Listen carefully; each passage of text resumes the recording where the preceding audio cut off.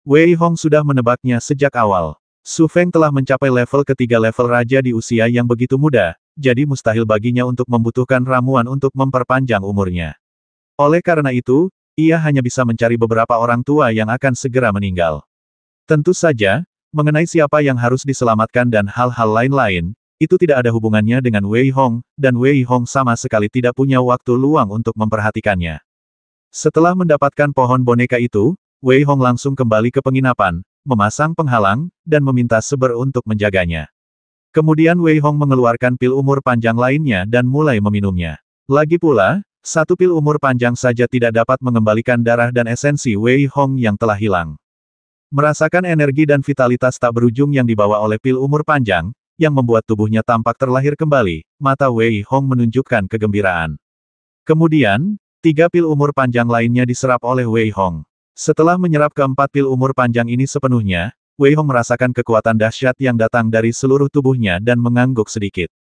Bukan berarti jika Anda menyerap pil umur panjang tanpa syarat, rentang hidup Anda akan bertambah tanpa syarat.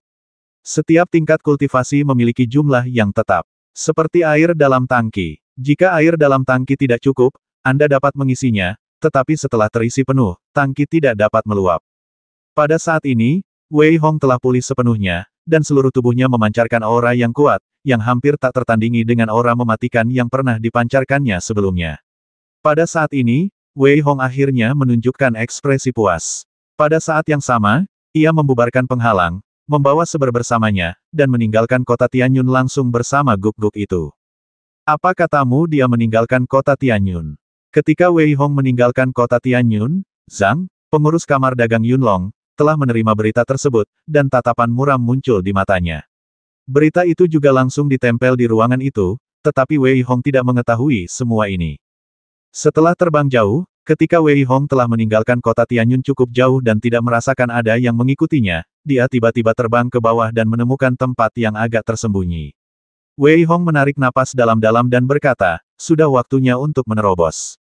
Sebelumnya, karena Wei Hong kehilangan masa hidup dan esensi sejatinya secara serius, kultivasinya telah terhenti di level keempat. Selain itu, akumulasi Wei Hong sudah cukup lama, tetapi karena kurangnya esensi sejati, ia tidak dapat menerobos. Sekarang, masa hidup dan esensi sejati Wei Hong telah terisi penuh, dan ia bahkan memiliki masa hidup 100 tahun lebih lama dari sebelumnya, jadi Wei Hong siap untuk menerobos. Ketika Wei Hong duduk dan melepaskan auranya, seluruh langit dipenuhi awan gelap, yang membuat Wei Hong tersenyum getir. Tak heran, si Gou berkata bahwa setiap kali ia menerobos di masa depan, kesengsaraan surgawi akan sangat dahsyat. Bahkan sangat dahsyat. Wei Hong menarik napas dalam-dalam dan mengeluarkan 500 sumber. Ia menyerap energi spiritual di dalamnya dan mengalirkan meridiannya dengan cepat. Tingkat kultivasi Wei Hong langsung naik dari tingkat keempat ke tingkat kelima tanpa kejutan apapun. Saat ia mencapai tingkat kelima, guntur dan kilat menyambar di langit. Ledakan. Suara-suara ledakan terdengar dari langit, dan ketika dia mendongak, dia melihat awan-awan gelap yang tak terhitung jumlahnya berkumpul di langit, dan kabut tebal berkumpul bersama. Guntur dan kilat yang mengerikan datang darinya, dengan guntur yang keras, dan ekspresi Wei Hong menjadi sangat serius, karena pada saat ini, badai petir akhirnya mulai turun di langit. Ledakan, ledakan, ledakan. Seolah menguji, Wei Hong bahkan tidak mengangkat tangannya untuk menahan serangan seperti itu. Semua guntur dan kilat menyambar tubuh Wei Hong dan langsung diserap olehnya menggunakan teknik overload. Ini berlangsung selama hampir setengah jam, dan Wei Hong tidak bergerak sama sekali. Guntur dan kilat yang mengerikan itu tidak menimbulkan efek apapun pada Wei Hong. Kamu anak yang sombong sekali. Kamu benar-benar sedang mengalami kesengsaraan. Tapi ini sudah cukup. Akan lebih mudah untuk membasmimu. Di kejauhan, di mana guntur dan kilat menyambar, ada sosok berdiri di tengah dengan mata muram, menatap Wei Hong dengan dingin. Sosok itu tidak lain adalah Zhang, pengurus kamar dagang Yunlong yang telah mengikutinya sepanjang jalan. Dia tidak bisa mentolerir kamar dagang Tianlong melelang 1000 tetes darah esensi secara pribadi, dan dia percaya bahwa Wei Hong seharusnya masih memiliki darah esensi Phoenix di tangannya. Karena itu, dia telah mengirim orang untuk mengawasi Wei Hong dalam beberapa hari terakhir. Ketika dia mengetahui bahwa Wei Hong telah meninggalkan kota, dia segera mengikutinya. Yang tidak dia duga adalah bahwa Wei Hong benar-benar menjalani kesengsaraan di sini. Namun, inilah yang dia inginkan, membuatnya lebih mudah untuk membasminya. Akhirnya, seakan-akan malapetaka surgawi menguji kedalaman Wei Hong, pada saat ini, kilatan petir tiba-tiba muncul di langit, dan kemudian, ia berubah menjadi monster petir pada saat mendarat, dan tingkat kultivasinya sebenarnya adalah raja tingkat raja. Wei Hong telah mendengar dari seber bahwa semakin seseorang menerobos ke tingkat raja, semakin parah kesengsaraan surgawi yang akan dialaminya.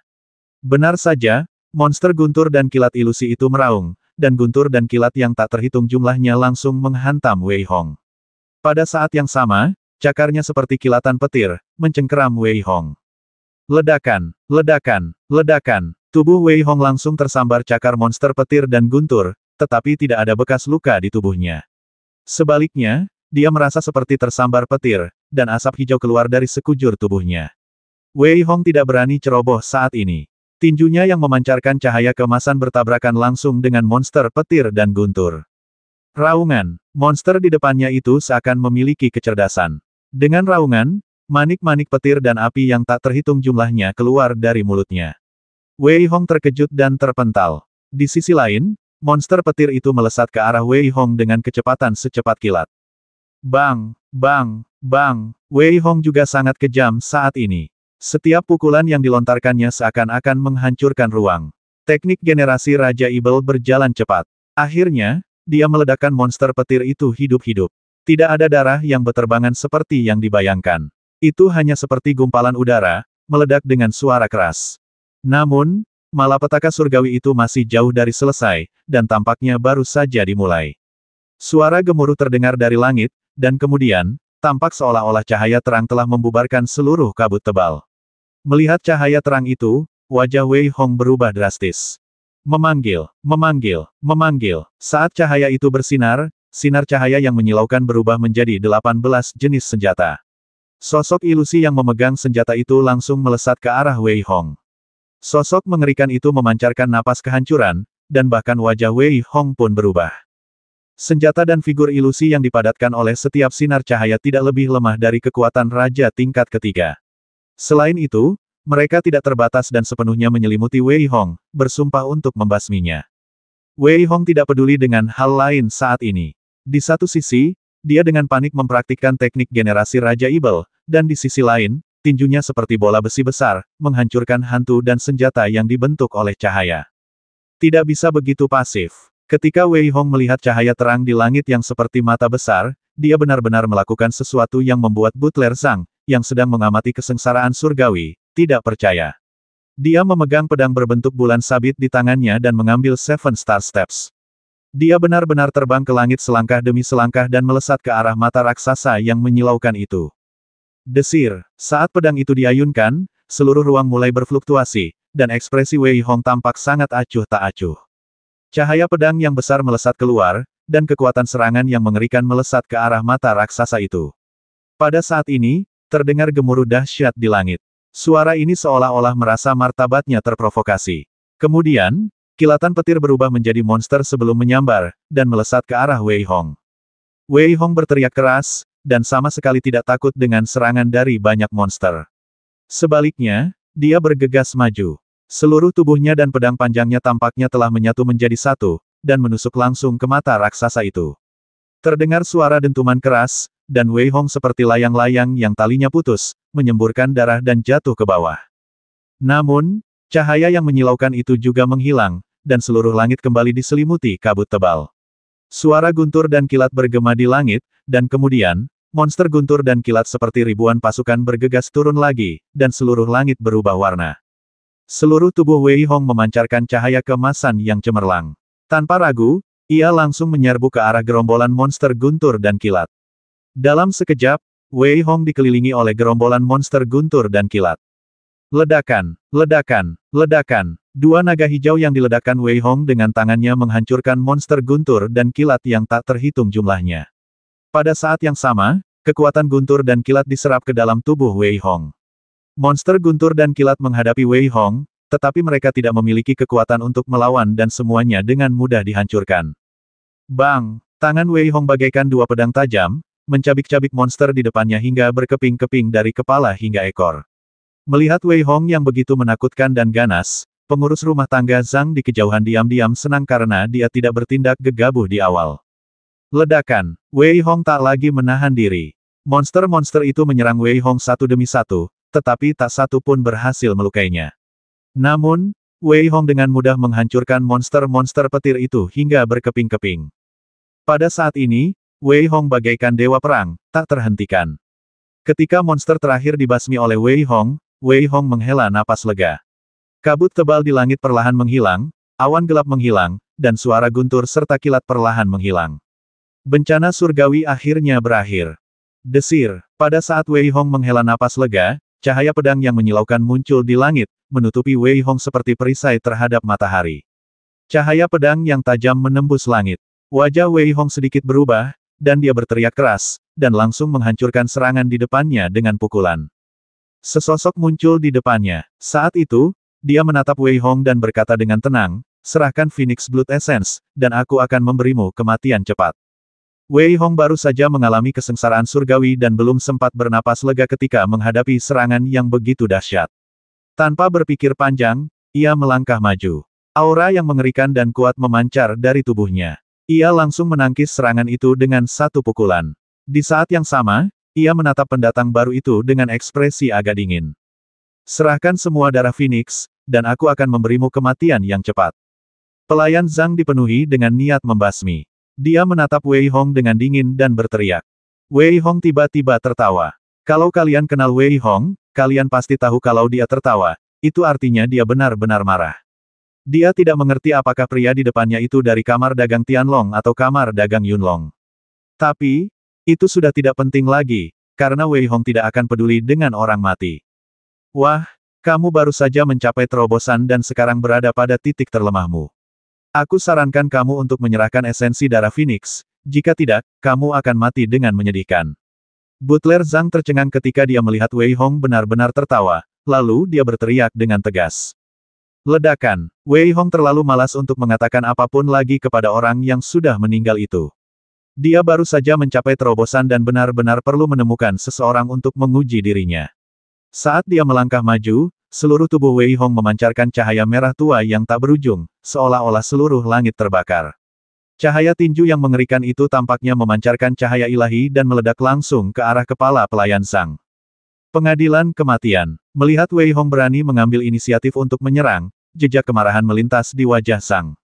Dia berteriak dingin, dan pedang panjang di tangannya melesat keluar lagi. Saat pedang panjang itu menusuk dengan ringan, pedang polos itu tampak seperti gunung yang menekan bagian atas kepala. Ruang di depannya terpotong menjadi dua oleh pedang, dan serangan mengerikan Wei Hong semuanya terlempar ke dalam kehampaan. Desir. Hampir tepat saat serangan Wei Hong meleset, Zhang Guanjia bergerak lagi. Sosoknya bagaikan hantu, dan dalam sekejap mata, ia tiba di hadapan Wei Hong. Pedang panjang di tangannya memancarkan jejak cahaya bintang, menyelimuti Wei Hong sepenuhnya. Aura tersebut membuat Wei Hong tak bisa bergerak sama sekali, dan pada saat itu, cahaya pedang langsung menuju ke tenggorokan Wei Hong. Memanggil. Kepala pelayan Zhang, yang awalnya mengira leher Wei Hong akan terpotong dengan satu pedang, tiba-tiba berubah ekspresi. Karena ia mendapati pedangnya sama sekali tidak mampu memotong leher Wei Hong. Kepala pelayan Zhang, yang hendak menghunus pedangnya dan mundur, tiba-tiba mendapati pedangnya telah dicengkeram oleh tangan kiri Wei Hong. Biarkan aku pergi. Pedang di tangan Zhang Guanjia bersinar terang, berusaha melepaskan diri dari tangan Wei Hong. Namun, raut wajah Zhang Guanjia berubah lagi, dan tangan kiri Wei Hong seperti tang, menggenggam erat pedang panjang itu. Rusak. Dengan teriakan pelan, pedang yang sangat keras itu, yang hampir setara dengan harta karun kelas atas, dihancurkan oleh Wei Hong.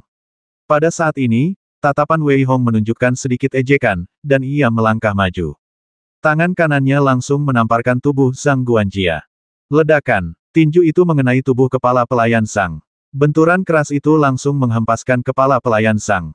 Ia muntah darah dan mundur. Saat kepala pelayan Zhang mundur, wajahnya menjadi sangat muram dan masih ada kengerian di matanya.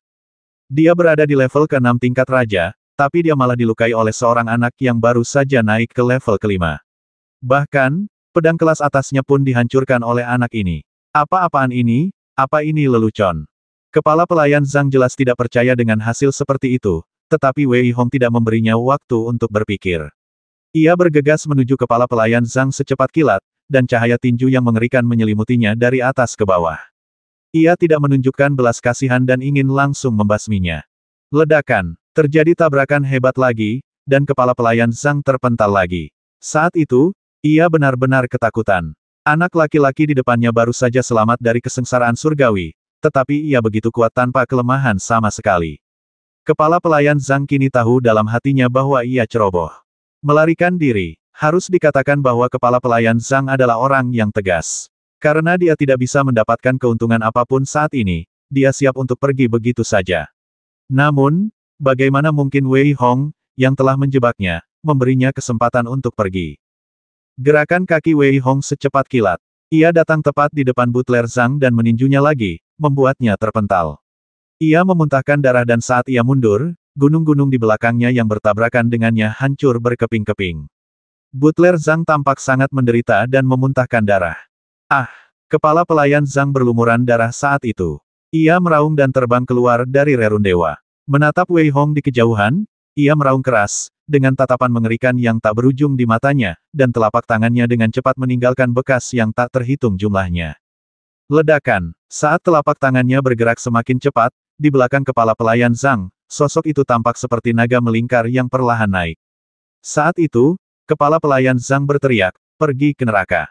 Boom! Dia menamparkan Wei Hong dengan kedua telapak tangannya, dan naga di belakangnya membubung tinggi ke langit, meraung marah, dan langsung menyerbu ke arah Wei Hong. Pada saat ini, Wei Hong menepuk tangan kanannya dengan ringan, dan telapak tangan besar itu melayang di udara, dan kelima jarinya yang tajam langsung mencengkeram naga di tangannya. Mengaum, mengaum, naga besar itu meraung ke langit, tetapi mata Wei Hong menunjukkan kedinginan hancurkan untukku. Dengan teriakan keras, lengan Wei Hong tiba-tiba membengkak. Kekuatan dahsyat yang terpancar dari tinjunya menghancurkan naga ilusi itu berkeping-keping. Kepala pelayan Zhang di kejauhan ketakutan setengah mati. Untuk pertama kalinya, ketakutan muncul di matanya. Ia tak lagi memiliki semangat juang untuk melawan dan segera melarikan diri.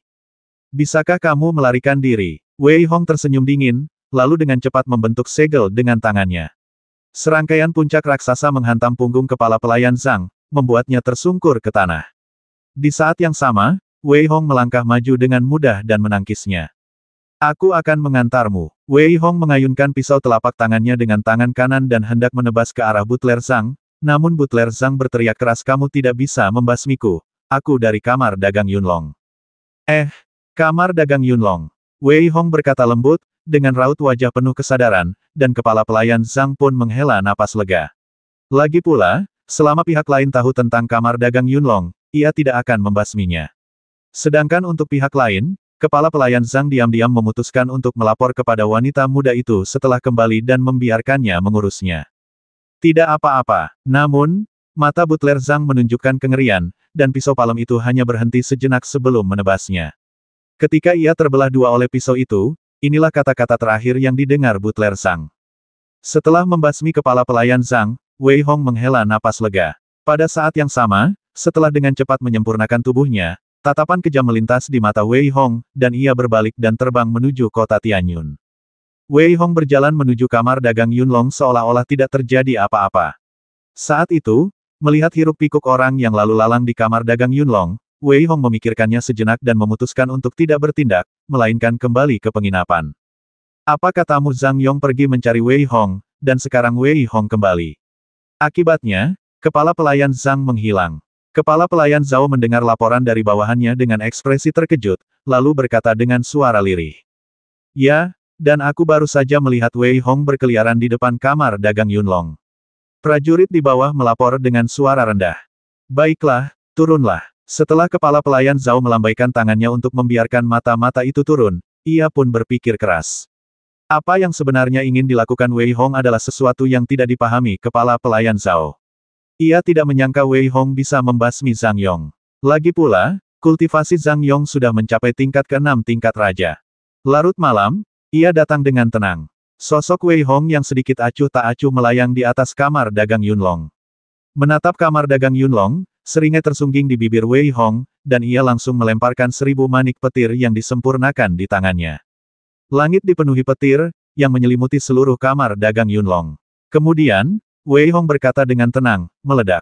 Dengan teriakan pelan, 1000 petir muncul di langit, menerangi seluruh kota Tianyun, lalu meledak. Di hadapan mereka, kamar dagang Yunlong langsung rata dengan tanah. Beraninya kau menimbulkan masalah bagi kamar dagang Yunlongku. Kau cari kematian, orang menyebalkan. Saat seluruh kamar dagang Yunlong runtuh, teriakan keras terdengar dari kamar dagang Yunlong, diikuti oleh puluhan sosok yang sedikit malu bergegas keluar. Namun, Wei Hong tidak ragu atau mengatakan apapun, dan sebilah cahaya langsung menyelimuti puluhan orang ini. Ledakan, ledakan, terdengar suara benturan keras, dan cahaya pedang yang menyilaukan menyelimuti puluhan orang. Pada saat ini, aura kuat juga menyerbu ke arah Wei Hong, dan kedua belah pihak memulai pertempuran sengit. Ah, siapa yang berani menimbulkan masalah bagi kamar dagang Yunlong? Ya dewa, seluruh kamar dagang Yunlong diratakan dengan tanah. Siapa ini? Betapapun berbakatnya dia, ini hanyalah sebuah provokasi bagi seluruh kamar dagang Yunlong. Dengan keributan seperti ini, sulit untuk tidak menarik perhatian orang lain. Namun, ketika banyak prajurit datang, Wei Hong menyadari bahwa ia tidak bisa membuang waktu lagi. Karena itu, ia tiba-tiba mempercepat serangan, membasmi semua prajurit dari kamar dagang Yunlong, dan pergi dengan tenang.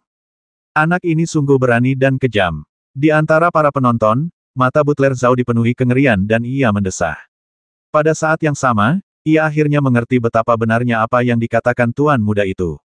Jika orang jenius seperti itu tidak mati, ia pasti akan menjadi ibel di masa depan. Pada hari kedua, seluruh kota Tianyun terguncang. Banyak prajurit menyaksikan situasi tragis kamar dagang Yunlong dan tak percaya ada orang yang begitu berani. Adapun sang penghasut, Wei Hong telah meninggalkan kota Tianyun dan melarikan diri ke barat.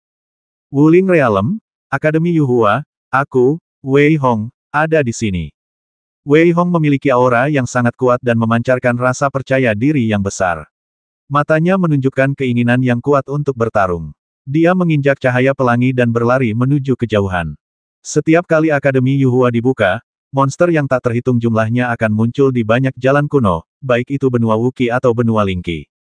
Jalan kuno ini tentu saja akan ramai. Namun, 1 tahun kemudian, dengan banyaknya jenius yang tersisa datang ke Akademi Yuhua, jika seluruh jalan kuno ingin ramai lagi, mungkin harus menunggu hingga Akademi Yuhua dibuka lagi. Dan di jalan kuno di halaman kota kuno ini, orang yang paling banyak dibicarakan orang mungkin adalah Wei Hong. Tidak ada jalan lain karena reputasi Wei Hong sudah terlalu tinggi. Wei Hong telah membasmi hampir seluruh jalan di jalan ini. Saya khawatir bahkan banyak monster di depannya pun tidak berbuat banyak. Saat bel Akademi Yuhua berbunyi, hampir semua murid yang datang ke Akademi Yuhua juga terbebas dari jalan bencana jalan kuno, karena Akademi Yuhua memiliki aturan bahwa jika bel berbunyi, itu berarti akhir dari penilaian seluruh jalan kuno, dan jika ada yang berani mengambil tindakan saat ini, haha, kecuali mereka ingin basmi diri. Akademi Yuhua terletak di alam Wuling, sebuah dunia kecil yang ada sebelum benua Wuki dan benua Lingqi terbentuk. Akademi Yuhua terletak di sana, dan setiap kali, alam Wuling hanya akan dibuka ketika Akademi Yuhua dibuka. Ketika Wei Hong memandang ke kejauhan, ia melihat lapisan kabut, dan sebuah kota besar berdiri tepat di tengahnya. Kota besar ini tingginya ratusan kaki. Yang mengejutkan Wei Hong adalah kota ini hanya memiliki 1 gerbang, dan lebarnya hanya sebesar gerbang. Dengan kata lain, kota besar ini hanya memiliki 1 gerbang. Wuling Realm dan Yuhua Academy benar-benar murah hati. Setiap kali dibuka, gerbang kota seperti ini akan muncul untuk menyambut mereka. Benar-benar sombong. Omong kosong. Yuhua Yuan menarik banyak sekali jenius. Gerbang ini disebut Yue Longmen, yang berarti meskipun kau seekor cacing, selama kau melewati gerbang ini, kau bisa berubah menjadi naga saat keluar. Oh, aku benar-benar tidak tahu apa yang menunggu kita di dalam. Pokoknya, aku sangat bersemangat. Kita datang ke sini dengan begitu banyak kesulitan, hanya untuk menunggu hari ini. Banyak prajurit yang telah tiba mulai berdiskusi dengan suara pelan, dan Wei Hong memandang 3 karakter dominan Yue Longmen dan merasa sedikit terkejut.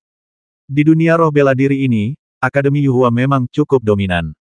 Wei Hong dapat melihat melalui kabut bahwa di atas gerbang Yue Long, ada tentara dan prajurit yang sedang melihat-lihat. Jelas, orang-orang ini seharusnya adalah yang disebut penjaga gerbang. Merasakan kultivasi tingkat raja yang terpancar dari para prajurit ini, Wei Hong bahkan lebih terkejut. Bahkan para penjaga adalah kultivator tingkat raja. Seberapa kuatkah Akademi Yuhua ini? Banyak prajurit berkumpul di gerbang kota, tetapi tidak ada yang maju untuk mengetuk gerbang, dan gerbang Yue Long juga tertutup rapat saat itu. Jelas, gerbang itu tidak dibuka. Hal ini membuat Wei Hong sedikit bingung. Mengapa? Lonceng Yuhuayuan telah dibuka, tetapi gerbang Yuelong tidak terbuka sama sekali. Para prajurit yang datang dari segala arah, masing-masing memancarkan bau darah, jelas telah membasmi banyak prajurit di sepanjang jalan.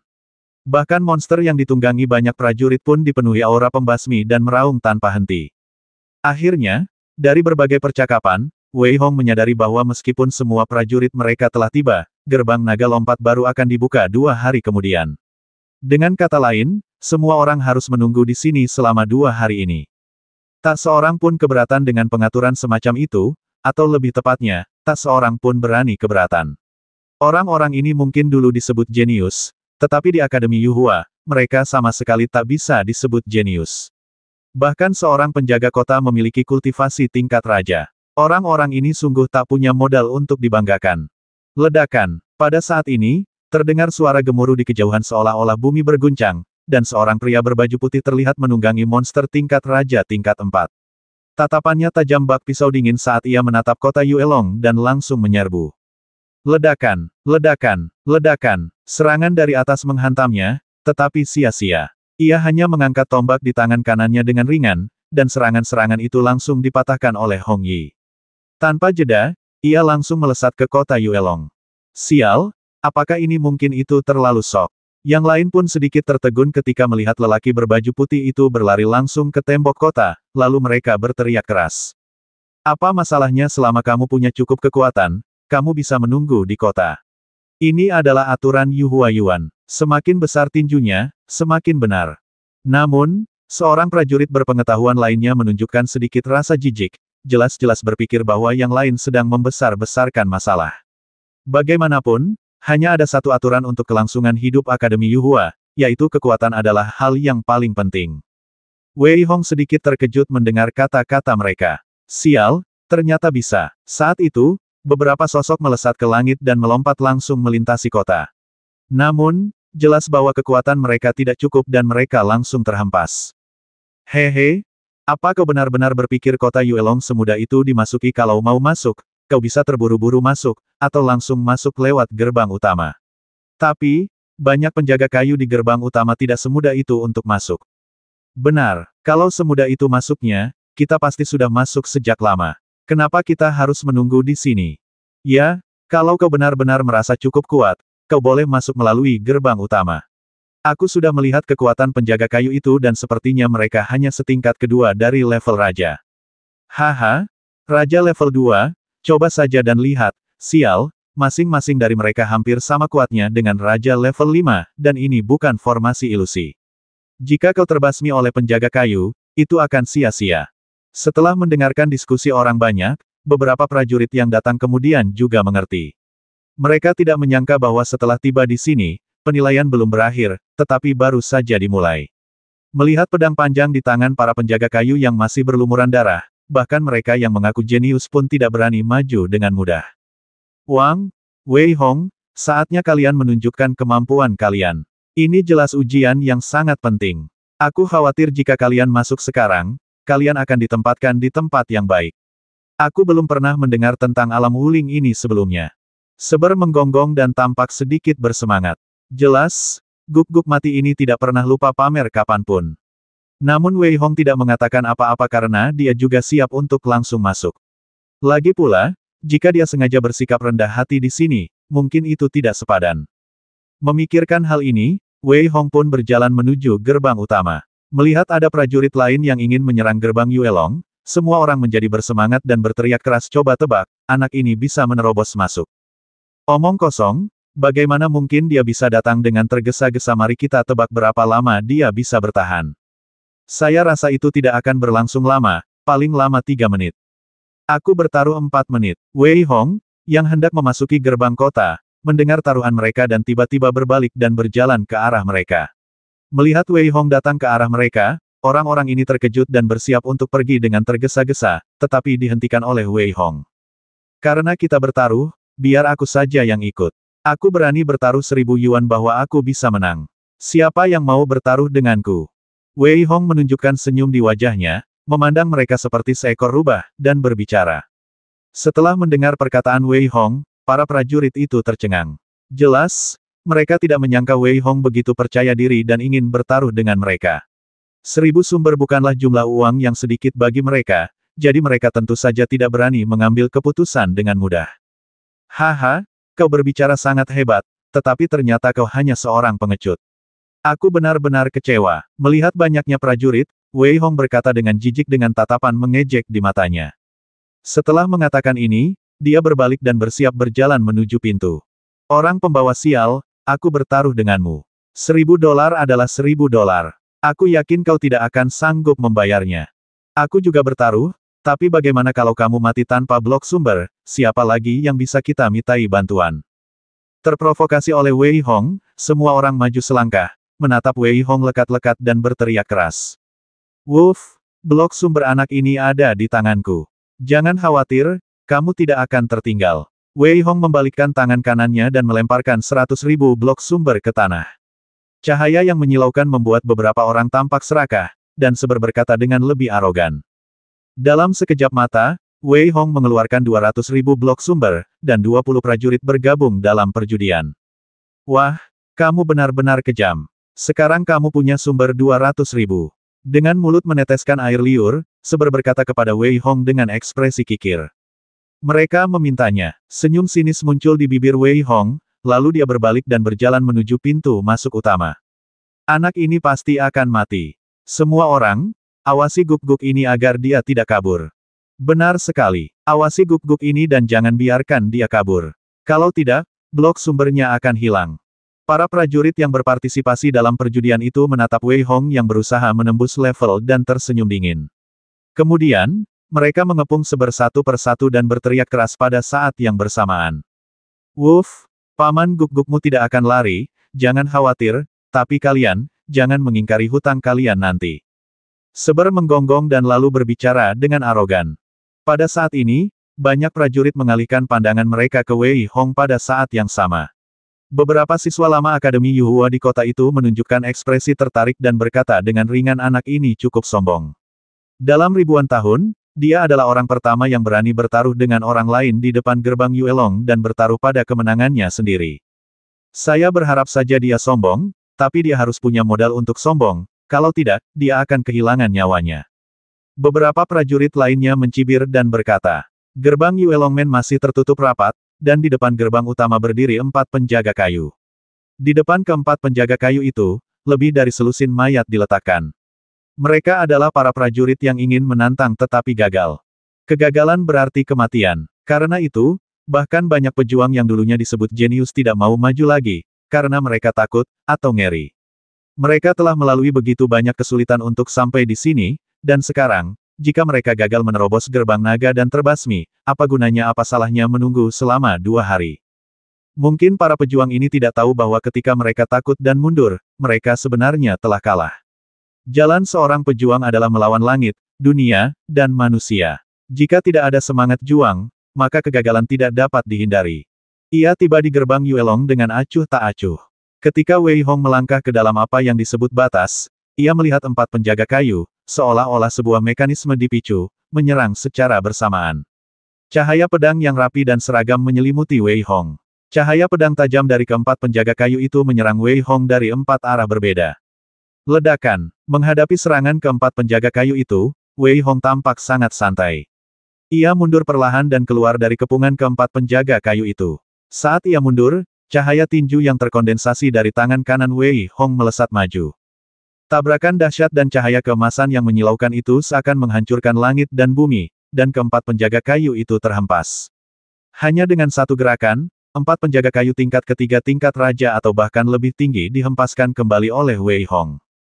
Bagaimana itu mungkin? Melihat Wei Hong menghancurkan keempat penjaga kayu itu dengan mudahnya, para prajurit yang menyaksikan kehilangan suara karena tidak percaya. Hei, jangan khawatir, penjaga kayu ini tidak bisa dikalahkan hanya dengan kekuatan kasar. Kalau begitu, mungkin ada lebih dari beberapa orang ini yang lolos. Namun, beberapa prajurit yang mengetahui detailnya tersenyum dan berkata dengan muram. Ledakan, ledakan, ledakan. Keempat pengawal yang terjatuh itu melompat lagi saat ini, dan pedang di tangan mereka seperti perahu kecil di laut, menutupi Wei Hong. Seluruh ruang itu tampaknya telah menjadi dunia pedang, seperti bilah tajam, menggores Wei Hong, tetapi mereka masih terhempas oleh Wei Hong. Kekuatan tinjuku hampir sekuat jutaan pound, tapi aku bahkan tidak bisa menghancurkan pelindung kayu ini. Sepertinya mengandalkan kekuatan saja tidak cukup untuk mengalahkan pelindung kayu ini. Wei Hong tidak menunjukkan tanda-tanda putus asa. Sebaliknya, dia meledakkan keempat penjaga kayu itu dan berpikir dalam-dalam. Haha, bagaimana menurutmu sudah kubilang?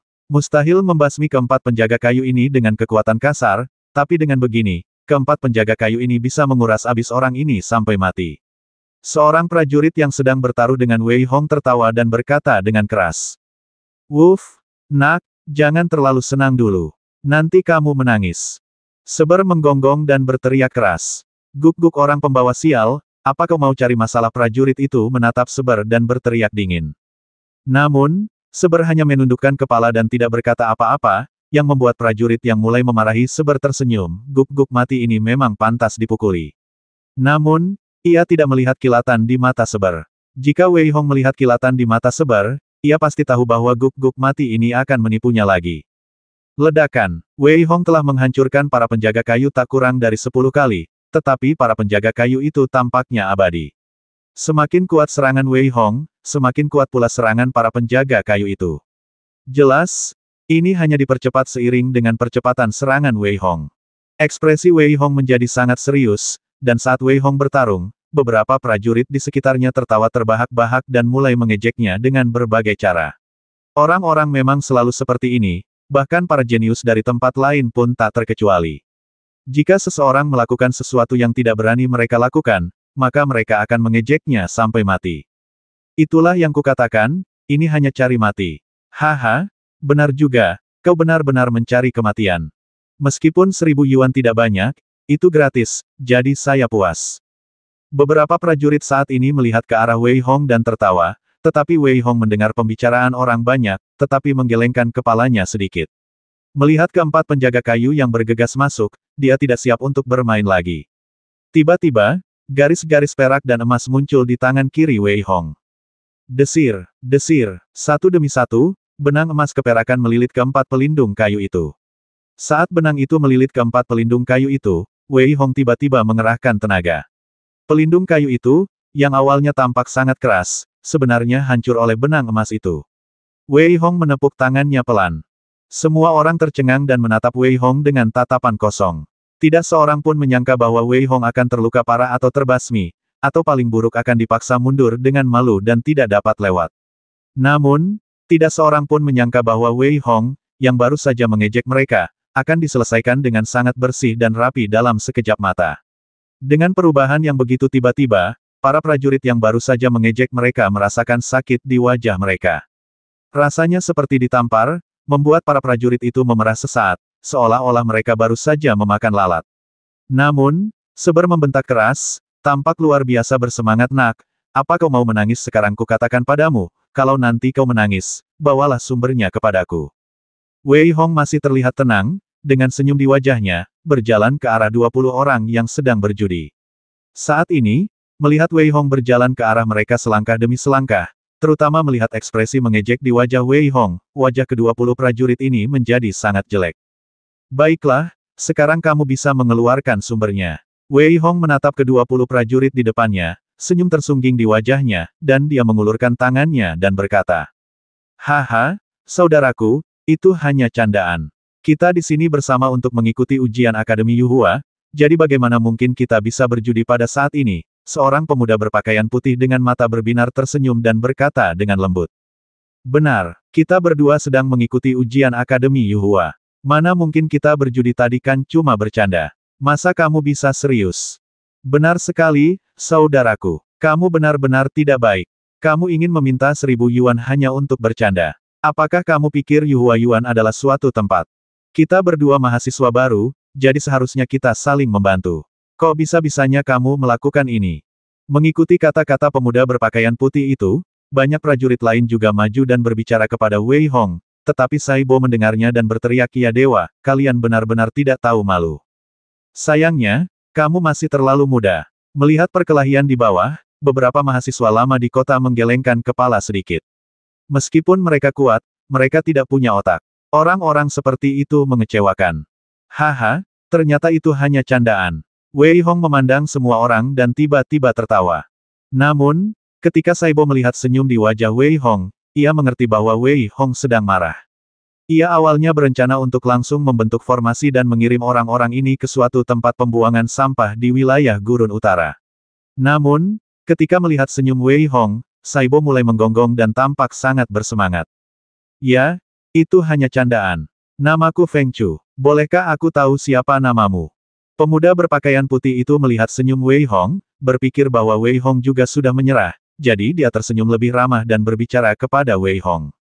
Yah, kurasa kau tak perlu tahu namaku. Wei Hong menggelengkan kepalanya pelan, lalu menatap pemuda berbaju putih yang menyebut dirinya Feng Chu dan tersenyum tipis. Biasanya aku tak pernah memberitahukan nama belakangku kepada orang mati. Desir. Mendengar perkataan Wei Hong, raut wajah Feng Chu berubah, dan dia pun segera waspada. Ekspresi para prajurit juga sedikit berubah. Bagaimanapun, mereka tidak menyangka Wei Hong akan mengatakan hal seperti itu. Namun, Wei Hong tersenyum dan berkata, "Haha, aku hanya bercanda." Ketika mereka mendengar bahwa Wei Hong hanya bercanda, yang lain menghela napas lega, lalu menggelengkan kepala sedikit. Apa gunanya berdebat seperti ini? Bahkan Feng Chu tampak sedikit tidak senang. Saudaraku, lebih baik tidak banyak bercanda seperti ini. Ledakan. Tepat saat Feng Chu selesai berbicara, sosok Wei Hong tiba-tiba bergerak, dan dalam sekejap mata ia sudah berada di depan Feng Chu. Dengan kekuatan hampir 10 juta pound yang menyembur dari tangannya, ia meninju tepat ke dada Feng Chu. Di bawah tatapan Feng Chu yang sedikit ngeri, Wei Hong tersenyum tipis dan berkata, "Maaf, lain kali aku akan lebih berhati-hati." Kamu. Feng Chu ingin mengatakan sesuatu, tetapi kemudian dia merasakan sakit di dadanya, lalu dia menyemburkan darah dan jatuh ke tanah.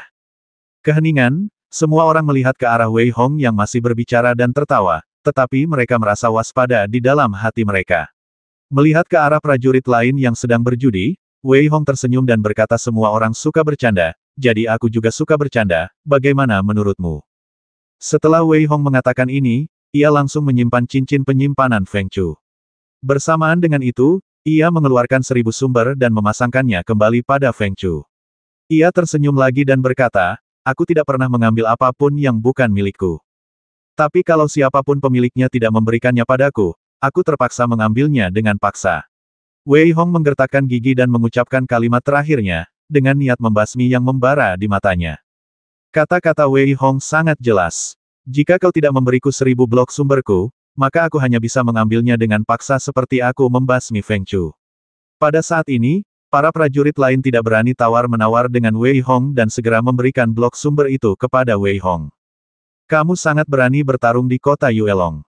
Tepat setelah Wei Hong menemukan sumbernya, teriakan marah terdengar dari kota, dan kemudian, aura pedang yang dahsyat menerjang langsung ke arah Wei Hong.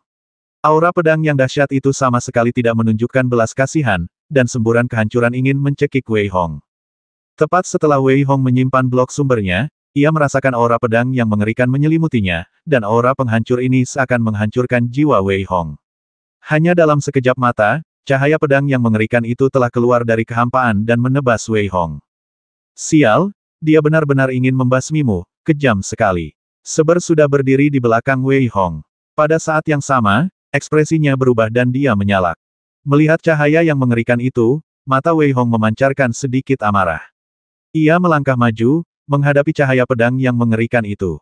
Wei Hong melambaikan tangannya dan melesat ke arah cahaya pedang itu. Telapak tangan besar yang mengerikan itu langsung menggenggam cahaya pedang di tangannya. Ledakan, tabrakan yang mengerikan itu, cahaya pedang yang mengerikan itu langsung dihancurkan oleh Wei Hong. Wei Hong menatap orang-orang di tembok kota dengan ekspresi dingin, tetapi berkata dengan dingin, "Dasar tikus yang hanya bisa menyakiti orang dari belakang, minggirlah dari sini. Turun ke sini." Suara gemuruh seperti guntur, bagaikan kungfu singa, membuat banyak prajurit memucat, dan raut wajah beberapa orang di tembok kota pun menjadi muram. Saat itu, mereka melangkah maju dan tiba di hadapan Wei Hong. "Berani sekali kau menyakiti orang-orang di kota Yuelong." Salah satu pemuda berpakaian hitam, yang tampak sangat heroik, berteriak dingin, memancarkan niat membasmi yang kuat. Ia memegang pisau besar di tangannya, dan ada tulisan Z yang besar di dadanya. Begitu ia membuka mulut, ia mengenakan topi besar pada Wei Hong. "Apakah kau yang melakukannya?" Wei Hong mengabaikan kata-kata pemuda berpakaian hitam itu. Sebaliknya, dia menatapnya dengan dingin dan berteriak. "Ya, Ini aku. Kau benar-benar berani menyakiti orang di kota Yuelong. Sebagai anggota tim penegak hukum, tentu saja aku harus. Secercah kesombongan dan penghinaan terpancar di mata pemuda berpakaian hitam itu, dan ia ingin mengatakan sesuatu, tetapi pada saat itu, Wei Hong tergerak. Desir, pedang secepat kilat membelah seluruh kehampaan menjadi dua, dan bulan purnama menebas ke arah pemuda berpakaian hitam itu. Cahaya pedang yang mengerikan itu juga membuat wajah pemuda berpakaian hitam itu berubah drastis. Saat hendak melawan, Wei Hong berteriak bubar. Ledakan, semua serangan pemuda berbaju hitam itu mengenai udara, dan Wei Hong menangkis semua serangan itu. Ia menatap pemuda berbaju hitam itu dengan tenang dan berkata, ini hanya pelajaran. Kalau kau mau mati, aku tidak keberatan memberimu tumpangan lain kali. Wei Hong, kau benar-benar arogan dan mendominasi seperti yang dirumorkan. Kau bahkan meremehkan orang-orang dari tim penegak hukumku. Apa kau pikir kaulah yang membuat masalah di sini? Pemuda berpakaian hitam itu geram. Ia merasa sangat marah karena telah ditipu oleh Wei Hong barusan, lalu berteriak. Mata Wei Hong berkilat. Pria di depannya tampak seperti sudah merencanakan sesuatu. Lalu, siapa yang sedang merencanakan sesuatu untuknya? Wei Hong dengan cepat menghitung dalam benaknya, tetapi kemudian ia menggelengkan kepalanya sedikit, menatap pemuda berpakaian hitam itu, dan berkata dengan ringan, enyahlah. Para prajurit yang menyaksikan langsung tercengang setelah mendengar kata-kata Wei Hong, apalagi para mahasiswa baru, bahkan para senior di tembok kota pun tercengang.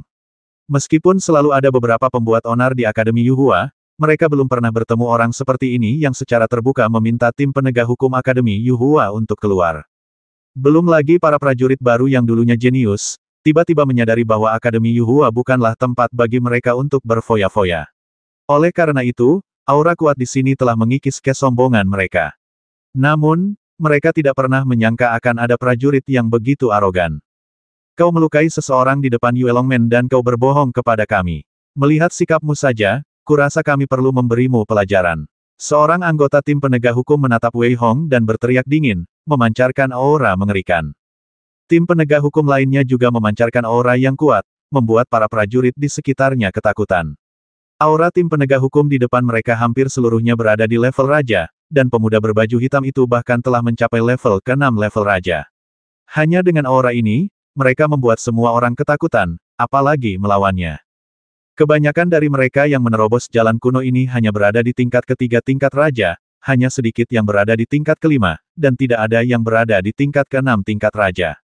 Beberapa murid tim penegak hukum Akademi Yuhua memiliki kultivasi yang begitu kuat, yang membuat semua orang semakin menyadari kekuatan Akademi Yuhua. Pada saat ini, apalagi melawan Akademi Yuhua, bahkan jika mereka hanya saling memandang, mereka merasakan ketakutan yang kuat. Pada saat ini, hanya sedikit orang yang tidak takut sama sekali, tetapi mereka tidak ingin menghadapinya. Namun Wei Hong tersenyum dingin. Sudah kubilang, pergilah dari sini, jangan bersikap tak tahu malu. Kalau kau mau mati, aku tidak keberatan memberimu tumpangan. Orang pembawa sial, dia Wei Hong. Pantas saja dia begitu sombong. Bahkan tim penegak hukum berani memperlakukannya seperti ini. Beberapa prajurit tiba-tiba mengerti saat ini. Pada saat yang sama, mereka merasa bahwa kesombongan Wei Hong dapat dibenarkan. Bahkan Wei Hong pun tidak tahu bahwa reputasinya telah menyebar di antara para prajurit ini. Ia telah membasmi 3 pengawal-pengawal naga ilahi dan hampir menghabisi pengawal hutan hijau. Ia telah berjuang mati-matian di sepanjang jalan. Satu demi satu, reputasi Wei Hong tak lebih lemah dari beberapa orang mesum dan monster. Semua orang mengatakan bahwa Wei Hong sangat sombong. Hari ini, saya melihat bahwa dia memang begitu. Namun, dia bahkan belum masuk Akademi Yuhua, tetapi dia telah berhadapan langsung dengan tim penegak hukum. Keberanian ini sungguh luar biasa. Jika dia penakut, dia pasti sudah terbasmi sejak lama. Bagaimana mungkin dia masih hidup sekarang? Namun, karena dia sangat tidak menghormati tim penegak hukum, saya khawatir masalah ini tidak akan berakhir dengan baik. Para prajurit yang menyaksikan kejadian itu tengah mengamati situasi di lapangan dengan penuh minat saat ini. Jelas, mereka juga ingin melihat bagaimana situasi akan berkembang selanjutnya.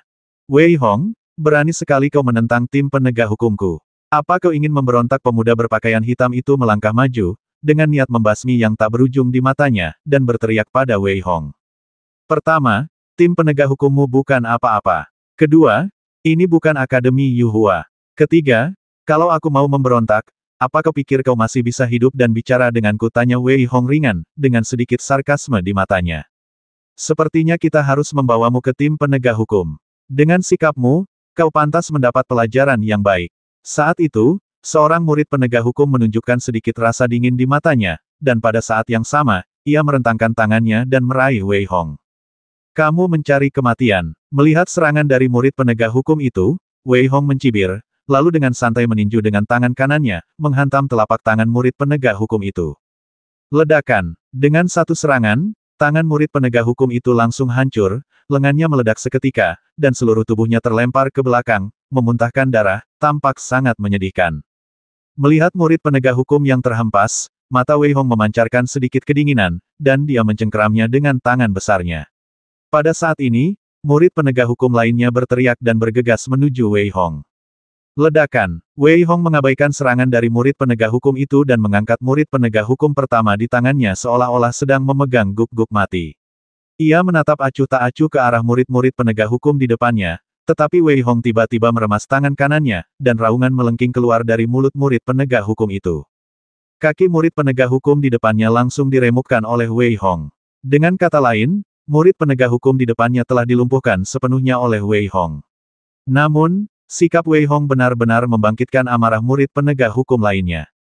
Wei Hong, apa kau mencari kematian? Pemuda berbaju hitam itu merasa bahwa tindakan Wei Hong bagaikan tamparan di wajah.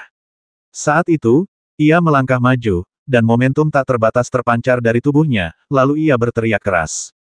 Kurasa kau sedang mencari mati. Kau berani terang-terangan membasmi murid baru di depan gerbang Yuelong. Mungkinkah tim penegak hukummu sengaja ingin melanggar hukum? Murid penegak hukum di tangan Wei Hong tiba-tiba meledak di tangannya. Pada saat yang sama, suara Wei Hong tiba-tiba meninggi dan dia berteriak keras. Semuanya, kita semua telah melewati kesulitan yang tak terhitung untuk sampai di sini. Apapun konflik yang kita hadapi, itu adalah pertarungan di antara kita, para murid baru. Tapi sekarang, tim penegak hukum telah turun tangan dan ingin membasmiku. Jika mereka berani membasmiku sesuka hati hari ini, bukan tidak mungkin mereka akan membasmimu sesuka hati di masa depan. Karena itu, kita harus punya penjelasan, kalau tidak, kita akan seperti ikan di talenan. Bukankah kita bergantung pada belas kasihan orang lain? Wei Hong tiba-tiba berbalik dan menatap para prajurit yang ingin menyaksikan keseruan itu. Saat itu, mereka gelisah, karena perkataan Wei Hong menyentuh hati mereka. Jika tim penegak hukum bertindak seperti ini, mereka mungkin akan benar-benar menemukan alasan untuk membasmi mereka suatu hari nanti. Siapapun yang bisa datang ke sini pasti punya hutang darah. Kita harus mendapat penjelasan, bagaimana sampah seperti itu bisa digunakan sebagai tim penegak hukum. Kita harus menuntut Yukain untuk menghukum Yukain dengan berat. Kita mahasiswa baru harus bersatu, kalau tidak, kita akan diganggu setelah masuk Yuhua Colege. Teriakan Wei Hong yang dalam benar-benar menyentuh hati para prajurit. Pada saat ini, beberapa prajurit sudah berdiri. Jelas, mereka mengerti bahwa mereka tidak boleh hanya menonton kesenangan saat ini. Jika tidak, kehidupan masa depan mereka tidak akan mudah. Melihat keadaan yang agak di luar kendalinya, wajah pemuda berpakaian hitam itu berubah muram. Saat itu, Wei Hong menatapnya dengan senyum di matanya dan berkata ringan, katakan padaku, siapa yang mengirimmu ke sini, dan berapa banyak keuntungan yang kau terima hingga kau begitu berani membasmi murid-murid baru di kota Yuelong? Tidakkah kau pikir kau bisa menutupi langit dengan satu tangan di tim penegak hukum? Kata-kata Wei Hong yang sedikit sarkastik membuat wajah pemuda berpakaian hitam itu tampak suram dan mengerikan. Dapat dikatakan bahwa setiap kata Wei Hong sangat menyayat hati. Ekspresi murid penegak hukum lainnya juga menjadi sangat suram. Pada saat ini, banyak prajurit yang datang ke Akademi Yuhua juga datang di belakang Wei Hong tanpa suara, menatap tim penegak hukum dengan ekspresi tidak bersahabat. Mereka semua yang bisa datang ke sini telah berjuang keras, dan semuanya biasa-biasa saja. Meskipun dulu mereka disebut jenius, kekuatan mereka sekarang jauh tertinggal di Akademi Yuhua. Jika tim penegak hukum membasmi Wei Hong dengan mudah, mereka mungkin akan menjadi korban berikutnya. Dan karena itu, mereka tidak menunjukkan tanda-tanda mundur dan menatap dingin tim penegak hukum. Ini di luar alam Wuling. Apa hubungannya ini dengan tim penegak hukummu? Mengapa kalian begitu gegabah menyerang kami para pengikut? Mungkinkah tim penegak hukummu benar-benar maha kuasa? Benar sekali. Berikan kami penjelasan, kalau tidak, masalah ini tidak akan selesai hari ini. Apakah kalian benar-benar mengira kalian adalah tim penegak hukum? Kalian begitu kuat sehingga kalian dapat mempermainkan kami para mahasiswa baru di telapak tangan kalian? Kalian harus memberi kami penjelasan tentang masalah ini. Banyak prajurit yang memasang ekspresi dingin. Tentu saja, mereka tidak kekurangan keberanian saat datang ke sini. Saat ini, mereka sama sekali tidak takut. Setiap orang memancarkan niat membasmi dan menatap tim penegak hukum. Haha, aku tidak menyangka bahwa Dekan Tianbei akan bertabrakan dengan mahasiswa baru secara langsung. Ini akan menarik untuk ditonton. Dia pasti menerima beberapa bantuan dari orang lain, jadi dia menyebabkan masalah bagi Wei Hong. Tapi Wei Hong bukan orang yang bisa diganggu. Dia baru saja mengalahkan 4 penjaga kayu. Dia membasmi mereka tanpa ragu. Kudengar dia ada di jalan kuno. Reputasinya tidak kecil. Kali ini, Yuan Tianbei tidak akan berakhir baik. Di tembok kota, beberapa siswa lama melihat ke bawah dengan sedikit makna, dan berbisik bahwa setiap kali Akademi Yuhua dibuka, tentu saja akan ada banyak penjahat yang sangat sombong.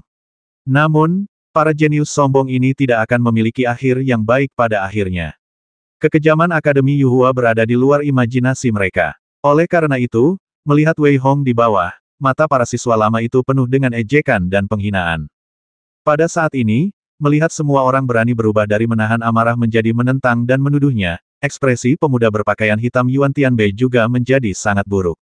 Dia tahu dalam hatinya bahwa jika dia terus seperti ini, dia takut tidak akan ada akhirnya. Oleh karena itu, Yuan Tianbei mencibir dan berkata, "Wei Hong, kamu benar-benar sombong. Kami di sini untuk menangkapmu hari ini. Kamu basmi mahasiswa baru terlebih dahulu, dan kemudian basmi murid penegak hukum kami. Jadi, silakan ikut kami dan berbaring. Sedangkan untuk mahasiswa baru lainnya, jangan khawatir, kami tidak punya niat buruk." Jika Yuan Tianbei mengatakan ini dari awal, mungkin akan lebih baik. Namun, setelah mendengar apa yang dikatakan Wei Hong, banyak prajurit telah memutuskan bahwa tim penegak hukum ini ingin memburu Wei Hong, dan karena mereka telah berdiri, mereka tentu perlu mencari penjelasan. "Wei Hong, karena kau berani melawan, aku hanya bisa menangkapmu sendiri."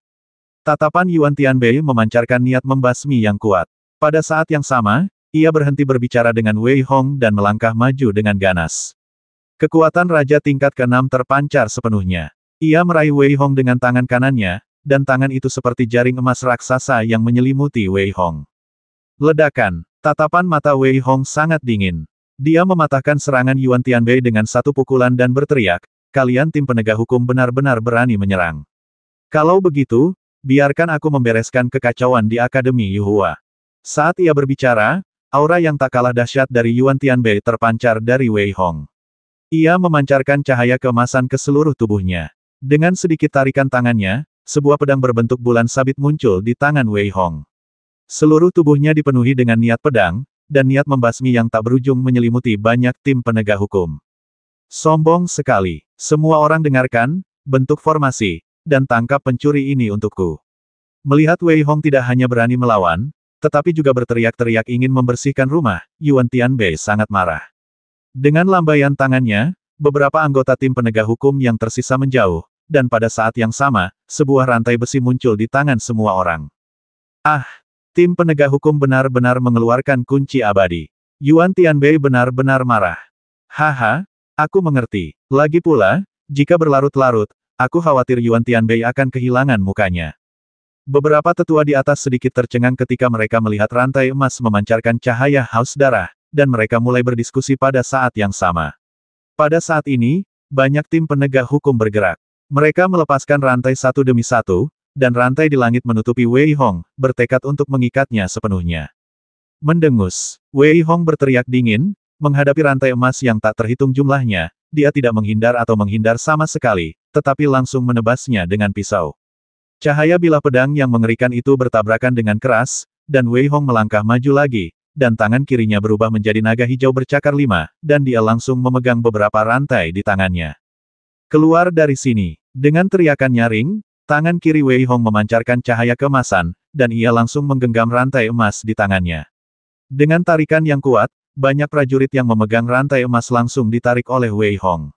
Di udara, Wei Hong langsung menebas mereka. Ledakan. Beberapa orang muntah darah setelah dipukul Wei Hong, sementara serangan Yuan Tianbei tidak berpengaruh pada tangan Wei Hong. Wei Hong bahkan tidak mengerutkan kening, yang membuat banyak prajurit yang menonton memiliki pemahaman yang mendalam tentang kekuatan abnormal Wei Hong. Namun, tim penegak hukum itu terkejut dan ngeri. Bagaimana mungkin rantai abadi dipatahkan oleh Wei Hong dengan cara seperti ini? Wei Hong tidak memberi orang-orang ini kesempatan untuk bernapas. Dia melangkah maju, dengan niat pedang yang tak berujung melonjak di tubuhnya. Dalam sekejap mata, dia datang di depan seorang murid penegak hukum. Cahaya pedang yang menyilaukan menyelimutinya dan langsung membelahnya menjadi dua dengan satu pukulan. Engah, darah hampir mewarnai tanah menjadi merah, dan Yuan Tianbei sangat marah hingga ia terus meraung. Wei Hong benar-benar membasmi orang ini di bawah hidungnya. Ini hampir seperti tamparan di wajah Yuan Tianbei. Jika Wei Hong tidak terbasmi hari ini, tak lama lagi Yuan Tianbei akan menjadi bahan tertawaan seluruh Akademi Yuhua. Kamu sudah mati hari ini. Tidak ada yang bisa menyelamatkanmu. Mata Yuan Tianbei dipenuhi dengan niat membasmi yang tak berujung, dan ia menerjang dengan kekuatan Raja tingkat ke-6. Seluruh langit berguncang, Yuan Tianbei menarik ringan tangan kanannya, dan tombak merah darah muncul di tangannya, lalu ia berteriak dingin. Ya, Wei Hong mengabaikan ancaman Yuan Tianbei, tetapi malah menggenggam erat pedangnya dan berbicara kepadanya dengan dingin. Aku berjanji padamu, bukan hanya kau, tapi semua orang yang berhubungan denganmu akan dibasmi karenamu. Jangan khawatir, aku tidak akan langsung membasmimu. Aku akan memotong semua anggota tubuhmu, menjadikannya spesimen, dan menggantungnya di depan Yue Longmen. Yuan Tianbei hampir menggigit gigi bajanya hingga berkeping-keping. Niat membasmi yang tak berujung menyelimuti Wei Hong, dan ia berkata dengan dingin. Jangan khawatir, aku akan melakukan apapun yang kau mau. Wei Hong tersenyum, ia benar-benar geram. Jika awalnya Wei Hong hanya berencana menangkap Yuan Tianbei dan meminta penjelasan dari Yu Huayuan, kini Wei Hong memiliki niat membasmi terhadap Yuan Tianbei, niat membasmi yang tak terbendung. Desir, Yuan Tianbei melangkah maju, dan tombak merah darah itu memancarkan energi darah yang tak terbatas. Dengan satu tembakan, tombak itu bagaikan sungai darah, menyelimuti Wei Hong. Sungai darah itu, yang memancarkan napas korosi dan kehancuran, seolah mengisolasi seluruh langit. Ledakan, Wei Hong terus menebas dengan pedangnya. Niat pedang yang mengerikan itu bagaikan badai, menyebar ke segala arah dengan Wei Hong sebagai pusatnya. Sungai darah yang mengerikan itu langsung dihalangi oleh niat pedang dan menguap dalam sekejap sebelum mendekati Wei Hong. Wei Hong, kau telah melakukan 4 kejahatan besar.